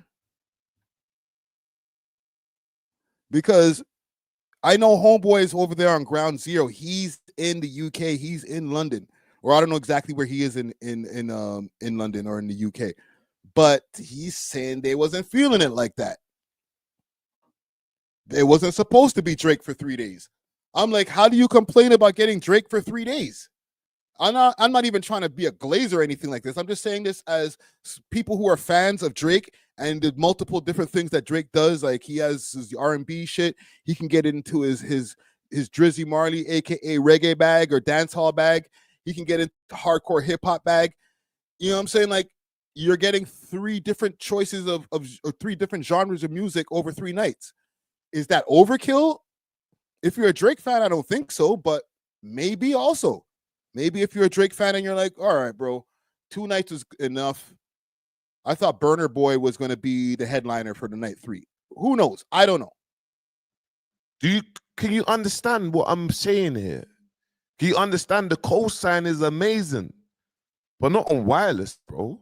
This here, yeah. If this happens next year, this is the biggest. Let me address this comment over here. This comment from Anything But the Norm says, to me, his set was good. I understand 21 Savage. The most confusing part was the 2 random acts of kindness was Sexy Red and Lotto. What does that mean? I think he was trying to connect the dots as far as bringing his people from America also, so we can have his people from the UK on stage, like Central C, Dave, all of that. You know, he could bring in legends like Lauryn Hill, and then, you know, he could also bring in like up and coming younger people and pander or cater, whatever way you want to spin it, to the ladies and be like, yo, I bought Sexy Red all the way from America as well as Lotto. You know what I'm saying? The last night, I will say before I continue this video, there's a lot of people who are mad about ending at 40 minutes or having a 40-minute set. So you got 2 nights of Drake going on for like 2 hours straight. And then on the last night, you're like, yo, he only did 40 minutes. How long was Vibes Cartel's set? I'm sure Vibes Cartel's set wasn't no 5-10 minute set. He probably went on there for like half an hour. Maybe the man, and this is me giving Drake some bail. Maybe he was trying to spread it out and focus the spotlight on man like Vibes Cartel for the night, rather than, oh, I'm gonna do a 2-hour show tonight also. All right. I also heard that the Lauryn Hill attempts weren't as they didn't come off as stellar as they wanted it to. Right? Like when she came out to do Nice for What, her microphone was messed up. She didn't know, like she was just like, yo, turn my mic up. It sounded kind of jumbly when it was showing them together. So that didn't work out too tough. And then the next night when they brought her out, I think it was a little bit better. Thank you, Joshua Burgess. Salute to OVO Yachty. OVO Yachty in the building. He said last night, the last night was because of a curfew. Hold on. Comments moving. In London, no shows can't go past 9:30 p.m. in London on a Sunday. I could understand that because I know in Montreal, and I don't know if the rules are still the same, but once upon a time in Montreal, like on a Sunday, every store is closing at 6 o'clock. Sundays are different. You know what I'm saying? Like, you might be like, yo, we can't be having you up here until 12 o'clock in the night, brethren. People have to go to work. Niggas might get stabbed after the show. Oh, it happened anyway. But you know that you can't have niggas out there late. You feel me? But let me ask you guys a question in the chat over here while I have a poll running. Drake doing a 3-night festival. Let's say he came and took over Veld and did 3 nights of Veld. He didn't have no OVO Fest going on this week.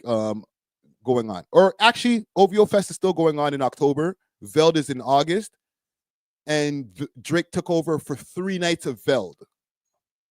Is that a W or an L? One in the chat if that's a W, or W in the chat if that's a W. L in the chat is like if that's an L. Like, we ain't trying to see Drake for 3 nights in a row at another festival like Rolling Loud. Let's even say Rolling Loud, not even Veld, because Veld is more electronic music. If it was Rolling Loud and every single night of Rolling Loud, the headliner is Drake, is that a W or an L? Because to me, and even if the show wasn't as hype as 2018, and again, OVO lawyer throwing some bail, maybe it's because everybody's doing this now in 2025. In 2018, they were already doing that. But I felt like there was just a little bit left of people going to shows and not having to keep their phone up the whole show. But now by 2025, people watch the whole show like this. They watch the show through their phone. Like the person's right here. The stage is right here. But I watch the whole show through the box. The little strip on my phone. I watch my whole show through there. So now when you're seeing a show, it doesn't have the same buzz as a 2018 when there was maybe just a little bit of hope that people could put their phone in their pockets for a second and mosh.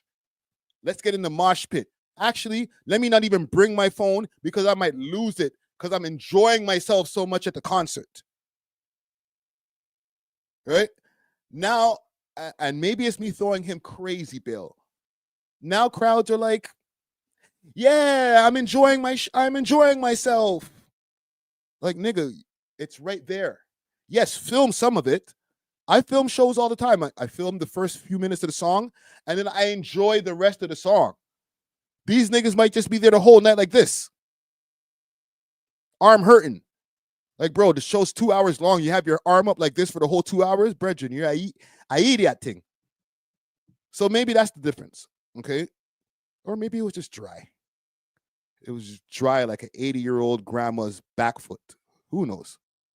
L for UK music, bro. Like this is the biggest L for UK music in 2025 because it just states that Live Nation, it states that we don't give a fuck about UK artists. And this is why I keep saying B-list, C-list artists, bro. You lot need to pull your finger out, bro, and start working, bro, and start actually working for your song because actually music has changed, bro.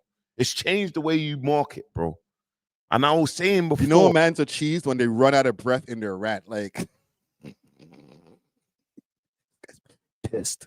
But if you see gigs on TikTok, bro, you know music has changed, bro. If you see gigs on TikTok, you know music has changed. That's why it's mad. Look, you see gigs on TikTok, you know music has changed. Recently, Giggs has been going on a PR run. And the fact... Okay. I'm not going to play the whole thing because... But yeah, he wasn't happy about the non-gigs factor. As we could... Shauna said it was dry. I don't know, man. People are not happy. The nigga can't please everybody. You seen all those headlines that I read through? People are like, "Oh, this is worse. Oh, the man's trying to lick his wounds. Oh, Kendrick's out there. Kendrick's taking up space in your head." Like, little bit, yes, he did mention Kendrick. The crowd also bought up some old shit. They're like, F Kendrick, F Kendrick. I heard the other day that people in somewhere in Europe were screaming F Drake. So, hey, we're never going to get over this. I'm sorry, gang. It's just never going to happen. I'm just going to check this poll here, and then we're going to move on. I got some other people to talk about.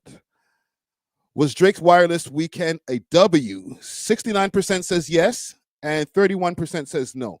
And I feel like we have a good balance of people here from Toronto, as well as people from the UK, America.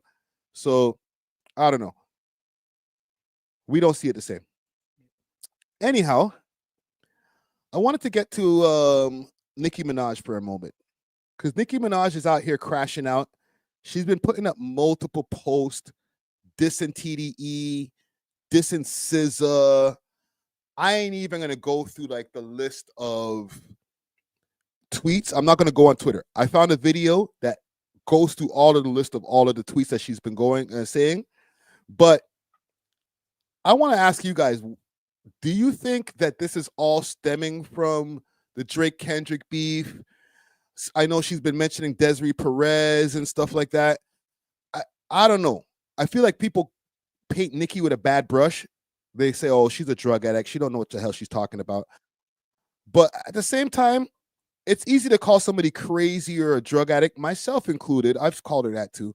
It's easy to call people that and say, oh, they wrong. Yo, drug addicts be right sometimes too, yo. You know what I'm saying? And I'm not calling her that because I know there's Barbs in the chat. Barbs, I got no beef. I'm loving it. I'm loving it. I'm watching everything. I've been retweeting. I'm just like, say more shit. Say more shit. All right. So don't worry. I'm Team Nicki right now on this. I'm Team Nicki. When she was going at Jay-Z the other day, I was like, yes, say more shit. Say it again. So I got a video here courtesy of Rapaholics, and they give a full breakdown, or a little bit better breakdown. Her peak when Anxiety and her Grammy win first went viral, but now that hype has kind of died down, she's sitting at around 33 million monthly listeners. That's around a 30 million drop. And of course, Nicki Minaj is going to celebrate this on Twitter, because any female rapper that starts to get more success than Nicki is an immediate threat, right? So she hops on Twitter, and bear with me, guys, because this is going to be a long, long rant. It starts off with Nicki tweeting out, MTM minus 30 million, aka minus 30 million monthly listeners that Doechii lost. SZA chimes in to defend her TDE label mate, saying, Mercury retrograde. Don't take the base, lol, silly goose. AKA Doechii, like. That's right there. She should have never said nothing. I don't know. Maybe she wanted to smoke, but she should have never said nothing right there. Because, bruh. Don't take the bait on this, right? Like, Nicki Minaj wants to drag you in a beef here. Just keep going. Mercury retrograde. The world will keep on spinning. So Nicki replies saying, go draw your freckles back on, Buki. Liar, liar, pants on fire. Sounding like a effing dead dog. And I don't know why she makes this whole campaign about getting justice for Desiree Perez, the CEO of Roc Nation's daughter. Because she cares. She knows that Desiree Perez is out here screwing her out of business. Desiree Perez put a whole campaign, smear campaign on her daughter's husband. That was some crazy work. And listen, I have no dog in the fight. I haven't covered this. We're not even big enough for Roc Nation to care about us. So don't zap this video, please.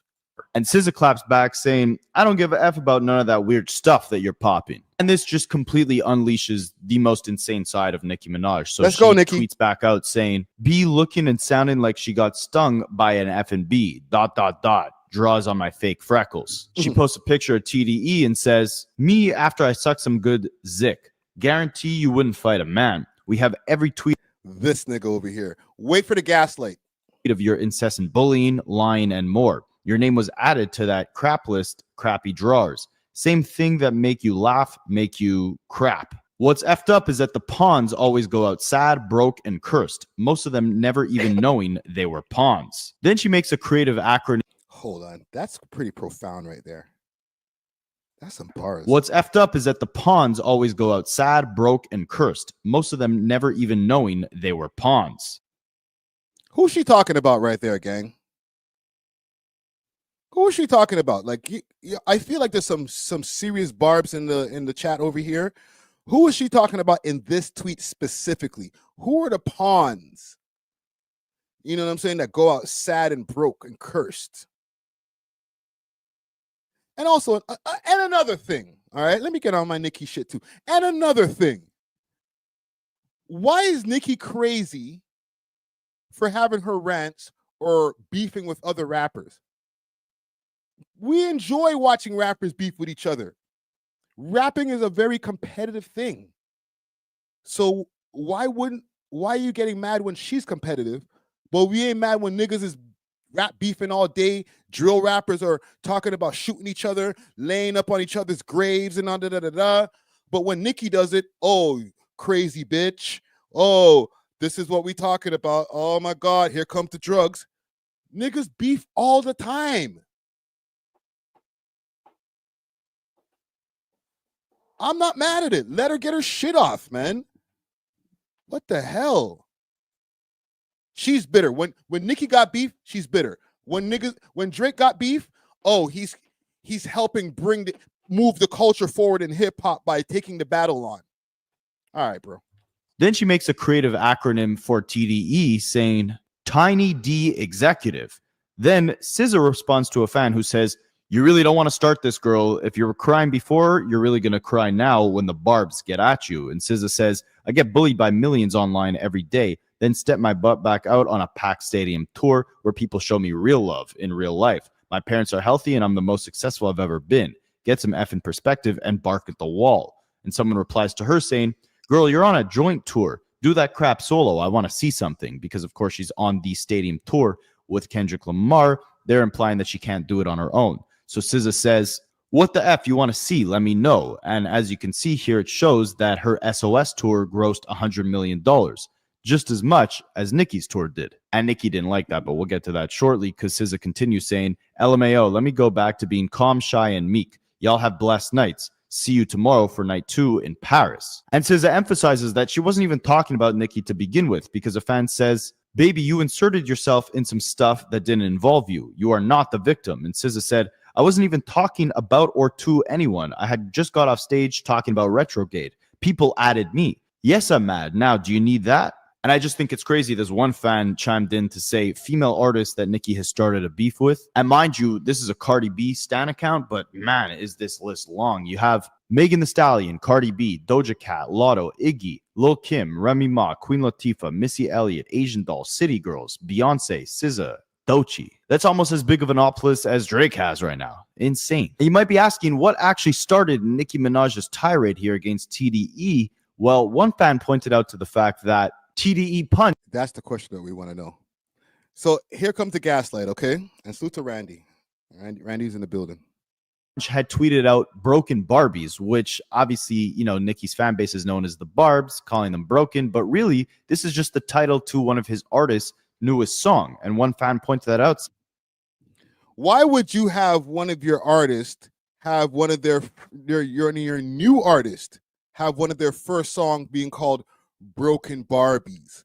And then when Nicki crashes out, it's like, yo, why you mad? We weren't even talking about you, fam. The song it's just a song.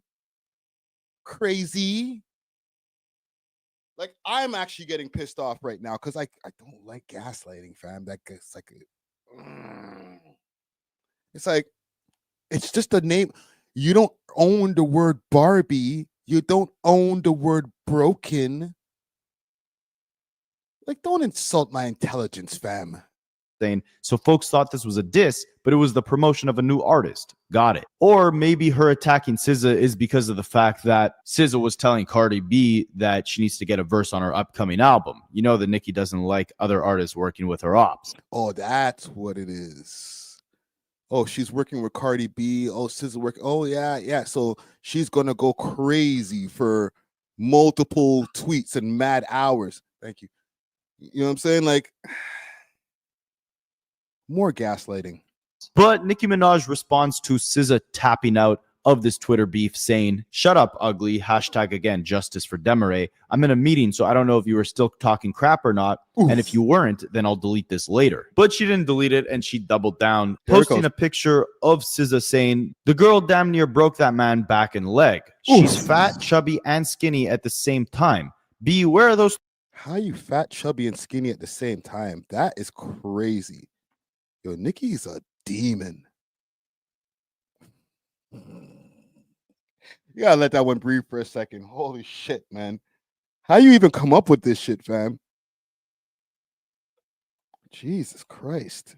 Later. But she didn't delete it, and she doubled down, posting a picture of SZA saying, "The girl damn near broke that man back and leg. She's fat, chubby, and skinny at the same time. Beware of those 30 million streams that disappeared on Spotify like your faux freckles. Botting tweets when you're arguing is just as weird as SZA." And speaking of botting streams, SZA takes this time during this beef to reflect on the fact that her album SOS was now approaching diamond status. Meanwhile, Nicki continues saying, "This is what they be wanting when they release music. Speak on me or about me at your own risk. When I'm discussing the abuse I've suffered at the hands of any man, if you as a woman choose to get in the field, you're going to have to leave bloody," figuratively speaking.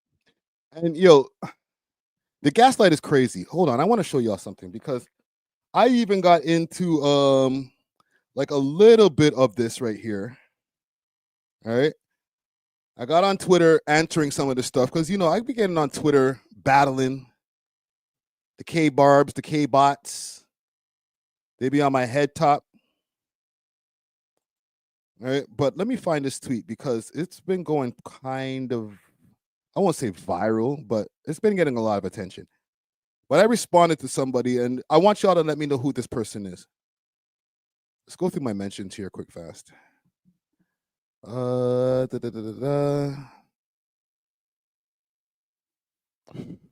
had to tell some guy earlier to suck my dick. It's goofy. Weirdo. But let's not get sidetracked. I will find it. Let me go on my Twitter over here.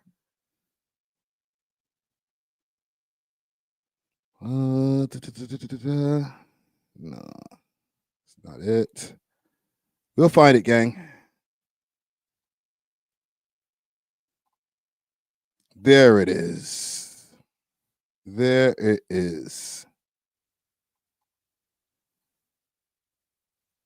Let me see where my response is. Okay, let's go over to this tweet over here. Because I responded to this. So this is Prince Angelus or Angelus. Prince Angelus. Am I pronouncing that right? Who is this? Okay, let me know who this is, gang. Who's Prince Angelus? Is he a TDE guy? Is he a PG Lang guy? Is he just somebody who lives in LA who's just heavily on the jock? You know what I'm saying? Let me know. Okay, we need a little bit more information on this guy.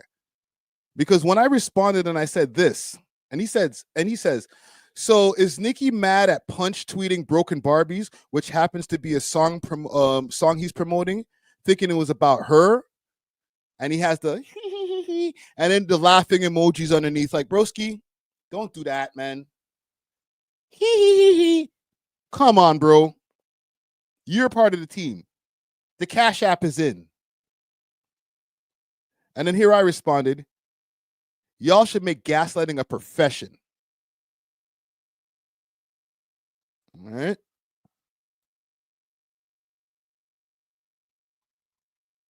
Jesus Christ. Gaslighters, bro. Heavy gaslighting. Yo, y'all dissing the girl's freckles? Yo, chill, fam. Carol says he's a K-bot. Yeah. Listen, salute to Nicki Minaj, because I want to get continue on this gaslighting, this gas train or whatever we can call this shit. Because I gotta say, man, I'm tired of this shit, man. I'm actually sick of it, man. Nicki's been gaslit. I've been gaslit crazy. The audience has been gaslit like crazy. Canadian audiences, oh, not like us. That's not about you guys. You probably just don't understand because you're from Canada. Sound familiar? I'm not over that shit. I'm not over it, man. Because when I said something about DJ Head gaslighting the hell out of me during the Culture United, I got turned into a pariah. Oh my God, people are making videos about me. Curtis King was like, you should apologize to him. Shame on you. How dare you talk about the great DJ Head who's never wrong? He was wrong. And he was gaslighting the hell out of me by telling me while being wrong. Well, maybe it's because you don't understand, you know. You got to be from where we from to understand that type of talk. When we do a pack out, it's a real pack out. But you know, only niggas from Los Angeles could really. Shut the fuck up, man. I ain't trying to hear this gaslighting bullshit no more, bro. And now it's starting to spread. Other people are starting to see the gaslight bullshit, and I'm happy. I'm happy finally. Okay, because you can only gaslight so much and keep it to isolated incidents until when you keep on spewing this bullshit into the internet, okay, and saying and then trying to make it profound and talking bare riddles. Like, man, just talk straight, bro. How do you really feel? You know what I'm saying? Like, oh, if the wind didn't blow in the direction that you wanted it to blow, maybe it just wasn't for you. Nigga, shut the fuck up, bro. I ain't trying to hear this shit no more, bro. The gaslighting is crazy and I'm over it, fam. And we're calling it out over here, bro. I don't even care for all the people who might be, you know, super Kendrick Lamar supporters, you know, Glazers or whatever you want to call them. They're going to start disliking the video. How dare you diss the great? Oh my God, it's DJ Head. The nigga just hangs with Kendrick. He's not even his goddamn DJ. Let me play y'all something. DJ Head. Oh my God, yes, read this, please. This song is cool. It's cool. Appreciate being back in the rap bag. However, couple things to note. Guns and videos is acutely tone deaf. How? And salute to Marlon and salute to Duke over there at Extra Gravy. Guns and videos, extremely tone deaf. Nigga, shut up. Stop talking on demand them, bro. Your guy is going to finish his tour, and unless he drops another album, he's going to go back into obscurity.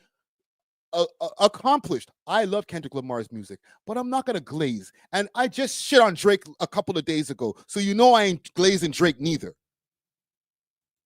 Like, what do you... I don't... Break it down. Go ahead. My brother in Christ. Is this not hip-hop? Have we not seen guns for the entirety of hip-hop?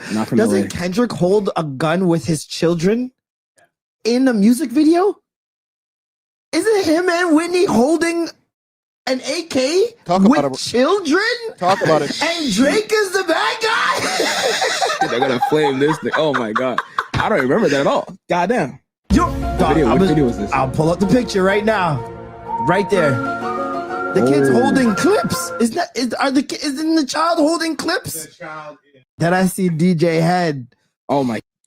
The kid, he got his kid holding clips. You know what I'm saying? He got his kid holding clips.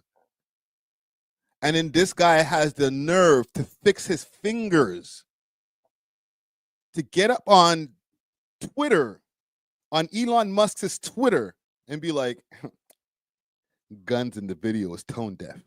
Nigga, who are you talking about? You talking about Drake, nigga? Or are you talking about your own guy? Are you talking about Drake or are you talking about Lil Man? Let me know. Guns in the video is tone deaf. Like, what I don't like besides the gaslighting is this I'm smarter than you type of attitude. I'm over that shit, bro. And I'll probably get in trouble later. They're going to make 100,000 videos off of it. I don't give a shit. All right? Nigga, the only reason that you're relevant is because of Kendrick Lamar. How long could these niggas keep on glazing Kendrick to keep on getting clicks and views? Because when y'all niggas talk about anything else on your little podcast, nobody cares. Y'all niggas have to find 100 ways to slice up Kendrick Lamar content into 100 pieces for people to give a shit about what y'all niggas is talking about over on a big platform that should be getting way more views, but y'all niggas is boring. Salute to Jeremy Heck, because that's my homie. But y'all niggas just glaze Kendrick all day, and that's the only reason anybody ever clips y'all niggas. So let's stop it, bro. You don't think Iceman's like kind of tone deaf for right now? I've seen that a lot. And What I'm the like, fuck? I'm like, what am I missing? Y'all niggas is lucky these niggas even had a battle for niggas to even have any kind of relevancy as podcasters. Let's be fucking real. Connected Ice to this? Like, Oh my god! like I didn't even D-Boy- peep that, bro. You niggas are idiots. This is the Bro, stupidest shit. they- Are you? Nah, there's no fucking. Now this is not DJ Head in particular, but like this is the K-Barb, K-Bot gaslight specialist. You know what I'm saying? Oh, Iceman at this time? Oh my god, when everybody's getting deported? Nigga, he's from Canada. And guess it, you know what? I don't even need to explain to y'all niggas, man. You piss me off, bro. Bro, they said that Iceman name for an album is tone deaf because of deportations in the United States from ICE. So now just nobody gets to use it. I can't even drink ice. We say hard water. We don't say the ICE word anymore. Hard water is crazy. What are we talking about? Then, you don't think Iceman? Making me tired, man. Like mentally tired. Like it's just making my brain tired, man. Like how I felt that at first it was just me. Niggas is calling me crazy, divisive, all type of fuckery. And then I was like, you know what?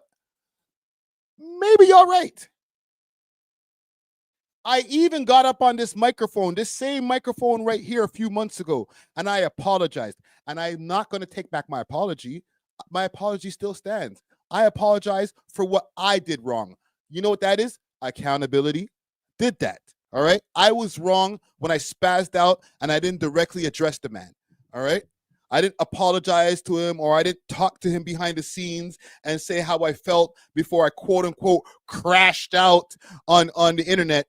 And you know what you should have done, and I got chastised. I got digitally chastised. What you should have done Friday is that you should have went to the great DJ Head and gone to your knees and apologized. How dare you speak on such a legend?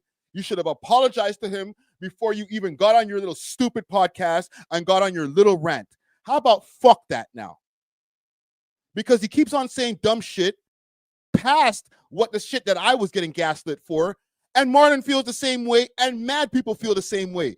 Academics been on this nigga's head saying stop the gaslighting, stop the cock buffing, and you guys already hate academics. So it's par for the course for him. Y'all liked me until I disagreed and I didn't suck dick. You think just because y'all niggas are American and I'm in the same room as you, I'm supposed to bow down like, oh my God, I can't believe I'm talking to people who are from America. I don't care. We didn't build our podcast. We didn't build our network off of the Drake and Kendrick beef. We got extra fans, and that's great. But guess what? A lot of them same fans that came in because of the Drake and Kendrick beef left just as quick when they were like, oh, you said something bad about Kendrick Lamar. They disliked the videos and then they unsubscribed. But guess who's still here? The people who care about us talking about K-Money. The people who care about the top 5 shit. The people who care about the Crook, Biz Loke, all those different people that we actually built our shit on. This is what the people are here for. They don't give a fuck about Drake or Kendrick Lamar. Unlike the rest of y'all niggas who built their whole shit off of Drake and Kendrick Lamar. So I don't want to hear anything about, oh, maybe you don't understand. No, I understand completely. Maybe y'all niggas don't understand, or maybe you're just gaslighting me, making me think that I don't understand. I've been labeled the guy with the stupid, crazy takes for way too many months. That's bullshit. I like my takes. My takes are great. Anyhow, I'm done with this shit. Actually, you know what? I'm almost done. Almost done. Because this is what I had to say. I said, y'all the goalpost moving capital of hip hop in LA. Okay? And I feel that wholeheartedly. Because every single thing that Kendrick has done, y'all niggas, it's a super W. And guess what? Kendrick has collected mad W's. He won the battle against Drake. He went on a crazy world tour. He's on a crazy world tour as we speak. He got a bunch of Grammys for Not Like Us. We're not going to act like the industry didn't help, but all of that shit is true. But he also did a bunch of songs or 2 songs and quote unquote executive produced an album for a guy who is an alleged, multiple times arrested wife beater, and a guy who has who says his baby mama calls him a deadbeat, who's also a popular rapper. A popular rapper who was quote unquote a culture vulture to y'all in the form of Iggy Azalea. But nobody over there says anything about that.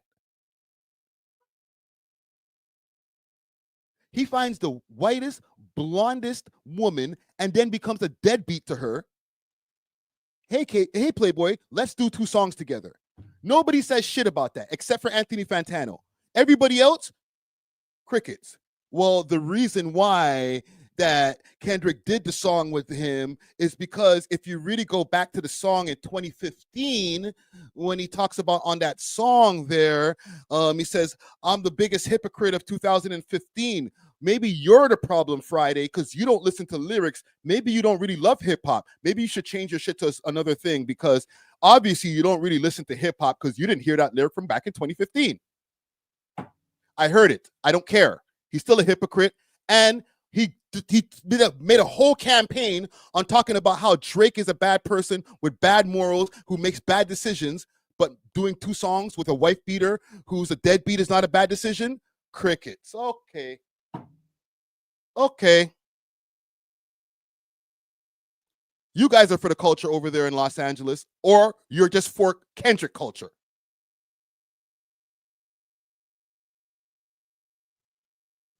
I'm not trying to hear this shit no more. And nobody at me about, yo, apologize. I'm not apologizing to nobody. I'm off of these niggas. All right? Salute to the ones who I fuck with. But DJ Head, I apologize to that nigga behind the scenes. Got crickets back. Okay? Maybe I'm not important enough to see my DM. All right? Or maybe we were finished with this guy from Canada. We thought he was going to be cool, but we're finished with him. Okay. I apologize to the nigga. Nobody said shit back. All right? So my apology still stands, but I have more shit to say, and that was it. If you wanted to know what it was, rewind. Yo, anything but the norm? Thank you for the super chat, yo. Or for the super sticker.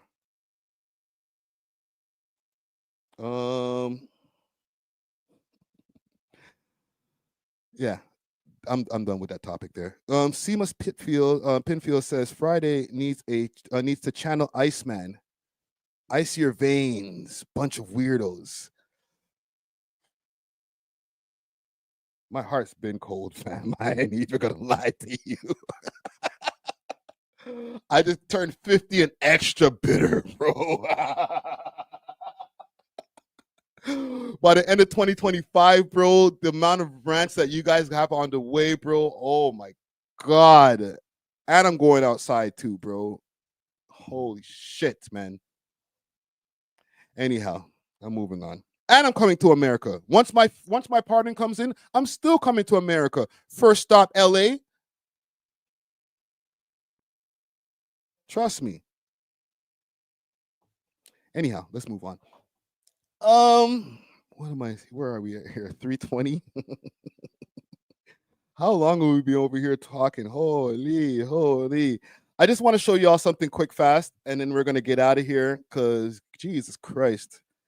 We had a long day, man. We had a long day. I had a couple other things on the list, like Bow Wow and Soulja Boy. Let me ask you guys quick fast. We'll just do this quickly. It's not going to be a long topic. I just want to see if this is a W or an L. Because niggas have been talking shit. All right, let me pull this up. Because Bow Wow and Soulja Boy, they're out here still doing their thing, performing. Okay. People are like, Bow Wow, Soulja Boy. All right, I'm out of here. Okay. What else is going on? Samarta Mohammed wants to know, do I live in Toronto? Yeah, I do. Just a quick, this is not a topic. All right. I'll probably repurpose this as a YouTube short. Is this a W or an L? Okay, let me know in the chat. W or an L, Soulja Boy and Bow Wow performing at SeaWorld.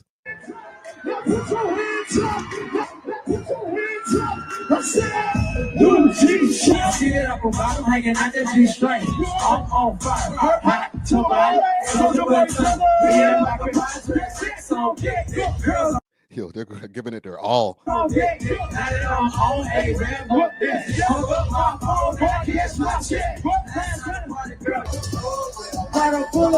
Watch Shorty over here. He's loving it. Let's go.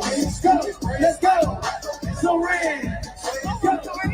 Looking for a yellow bar, long hair star. Watch Bow Weezy. What's up, dick? And the hips come dig in my car. Right now, the party will start. We take off and go to Mars. Hold on.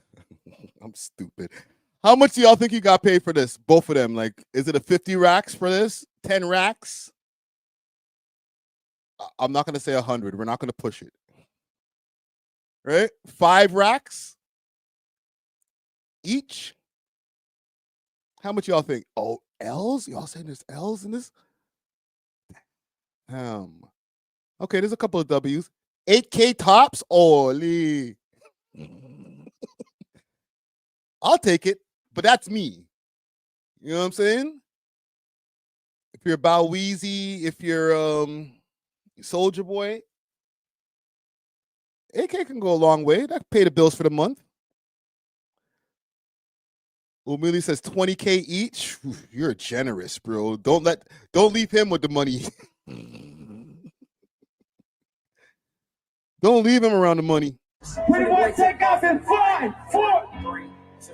Let's go. This, right here, right here. Chris Brown used me. That's Soulja Boy Bow Wow album. Probably gonna get hella copyright.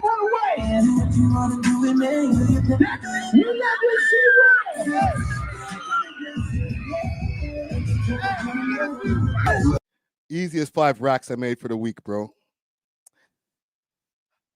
I'll say easiest 2,500 I made for a week. Because there's only so much they can pack into SeaWorld. All right. So we have to make an ROI on our investment. I have 5,000 for the both of you with the flight. They sold out SeaWorld. What's selling out SeaWorld mean? How many seats are in SeaWorld to sell out? Like, let's be real. It's not. We're not talking about the SeaWorld arena. We're talking about actual SeaWorld. So 25K quick. Come on, bro. And they had the Yin Yang twins over there the other day too, looking down bad. All right. I just wanted to just ask you guys quickly. It's not an important topic. I'm gonna skip this last one of these things here, the Troy Ave shooting at niggas. Okay. I'll save that for another day. I want to save that Troy Ave shooting at niggas until the story unfolds. All right. They're probably gonna arrest that nigga for that shit. Cause bro, how you on camera shooting at niggas? 20 wants to know where you at, DT. Why you want to know, bro? I'm everywhere, like CP24. Everywhere. Yeah, I'm not doxing myself. I used to be DT though. I still be DT sometimes though, but I'm not out there like that. Downtown for the people who are outside, you know, who don't understand downtown thing. You know what I mean? All right. 100. Well, no. That's one of my old addresses. So I got to ask you guys a question about tricking. Okay. There's been a whole conversation that's starting on Instagram as well as a whole bunch of other places about tricking and what tricking is. Okay. Big salute to Shorty here. Let me just pull this up on the screen again. Okay. Big salute to Shen Takeover. She explains tricking versus courting. All right. I'm going to ask a question in the chat while she's cooking about if any of you guys are trick based on her explanation of what tricking and courting is. All right, so let's let her break it down. I define a trick as like a guy. It's like, okay, I've given you no attention, but it's like I can just ask you for anything. You're just gonna do it just because. But it's not just me. You'll do it for multiple girls. And I really don't even like the term trick because there's sometimes it's just. For example, I feel like a much older man, maybe like a 50-year-old guy who gets off on like. I'm 50. Like you guys make it 50 sound like it's 80. Giving one. Like this is the picture that you chose, Zar. That's what a representation of a 50-year-old man is. She said 50. This man is like 70. Stop this, bro. My money, like they don't mind it because they have it. They do that for multiple girls. That's where I find you're a trick. But if you're like a young guy and just like you're I guess courting me and you're just let me pay for your hair and no, you're not a trick. That's not a trick. That's you get points for that. That's true. Okay, so what separates like a trick from a non-trick is just like their profile? I feel like it's just the profile is how you go about things because if I've never met you in person and you're e-transferring me $500, then yeah, I feel like you're a trick. Trick. You're going too easy. It's like, what do you mean? Now, what if you never see me in real life? You just give me money. Then you're down $500. How do you define a trick? I define a trick as like a guy. So based on her, she's saying that if you just like break her off some bread, just for the hell of it, you're in the trick category. I guess taking her on a dates and stuff like that, and yeah, I do need to interview her for sure. Not just interview her. We just need to do a podcast episode together and just chop it up about topics. I'd like to do that. But like if you're just courting, you're taking her out on dates, and if you guys are like, having some kind of a dating thing going on, maybe not together, maybe not smashing, but you pay for her nails and something like that. That's cool. Is that cool, gang? Because to me, that's tricking. If you're not my girlfriend, then like, why am I paying for your nails? Even if we're just like casually dating, just because we're smashing, this is what the problem is. The game is so twisted that you guys have taken tricking and bastardized the word so much or moved the goalpost back so much that things that are actually tricking, you guys are now calling courting, and also the things that are tricking, you're still calling tricking. Right? OVO ZZ says my nails cost $120. So, question: if you and a man are just smashing, okay, he's part of your roster, and I'm asking you directly, ZZ. He's part of your roster. You're part of his roster. Everybody's having protected sex, so it's not even like, nobody's splashing. Nobody has to use the birth controls or plan Bs, nothing like that. You're just casual smashing, Does the man have to pay the $120 for the nails too? Or do you pay for that yourself? Do you expect that from somebody on the roster? This is what I'd like to know. Because the tricking thing has gotten out of control. And I think that we might have to blame T.I. with this, who else was who created that term? It ain't tricking if you got it. I've heard it so many times now, I don't even remember who first said the shit. Let me know who said that first. It ain't tricking if you got it. Was that Lil Wayne? Or was that Jay-Z? I don't even think it's Jay-Z, because Jay-Z was hard on them hoes. You know what I'm saying? He made big pimping. So I don't think Jay-Z was in the tricking category. But who created that phrase, it ain't tricking if you got it? All right. 102. It was Lil Wayne. I know my hip hop dictionary brain wasn't tripping. Why are you paying for your girlfriend's nails? Well, if she's your girl, if she's your girl, she's your girl. Like, you're exclusive. This is you and her. Even living together, all that type of shit. Like, that's your girl. It's your girl. You know what I'm saying? I don't see that as a problem. That's not tricking at that point. Okay, I'm sure your girl is going to pay for things for you as well. You know what I'm saying? She might cop you a pair of sneakers and it's not even your birthday. You know what I'm saying?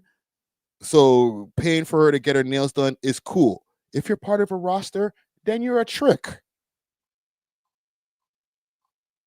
Keep your money in your pocket. Don't send no cash app. You're part of a roster. I don't understand why that's so hard to understand. You know what I'm saying? And listen, this is no knock to her. I think that she's doing what she gotta do. Like, if I see that there's niggas out here being stupid just to get around her, you know what I mean? Eat her out, do whatever. Like, yeah, I just want to be around your aura. Then take their money. There's a dumb person born every day. But it just ain't gonna be my type of nigga, or maybe not even guys from my generation.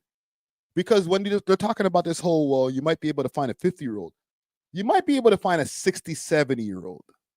But the average 50-year-old is moi.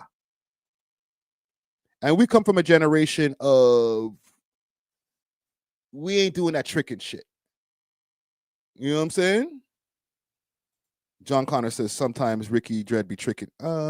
Sir, you are sadly mistaken. And listen, I'm not trying to diss the niggas who do. There's nothing wrong. Well, there is something wrong with that, but there's nothing wrong with you. Okay, y'all do your thing. Trick as much as you want. It just ain't gonna be me. I come from the generation where we were like, nah, you're crazy. We ain't tricking on these hoes. All those different euphemisms that we used to say back in the early 2000s raps, when we had the t-shirts down to our knees and shit like that. We weren't tricking. It's when T.I. came there with the freaking hat turned to the side. Even in the time when he was, and them times when he was the rubber band man, he wasn't tricking. It's when he got to, you could say whatever you like, you can have whatever you like. Then he started tricking. But prior to that, he wasn't tricking. Okay? So when you talk about the average 50-year-old, salute to DJ Czar and salute to Shen. Yeah. The average 50-year-old is probably not going to trick. You're going to be like, damn, this nigga's cheap. And he keeps on trying to play me 90s hip-hop. Or why you keep on playing that Young Jeezy? I don't want to hear no Young Jeezy, bro. Play some of that Cash Cobain. Attitude with an attitude. Like, nah, B. We hard on them hoes. Bitches ain't shit, but hoes and trick. Lick on the nuts. Those are 50-year-olds. Sorry. There's new 50-year-olds now. It's not the same 50-year-olds as back in the days. You know what I'm saying? You're going to find the cheapest 50-year-old with jean shorts and Timberland boots talking about, not even cheap, broke, right? That'll be like, yo, so you want to go half on some Wendy's, shorty? I'm saying, times are hard. I work construction. You know what I'm saying? They ain't trying to part with that check. So salute to Shen. We will definitely tap in. Okay, we definitely have to tap in and get an interview going and get a podcast episode going on. But I think I'm going to leave it there. All right. SG says Friday's out there bumping Master Ace on the first date. Some Smith & Wesson, OGC. Yes, y'all driving. OG Smith & Wesson be the best, y'all. It's like, turn that shit off, man. Old head 90s, old foot, old back nigga. But yeah, we're gonna leave it there. Tap in to the Hoodbaby Peppa and Hoodbaby Rara interview.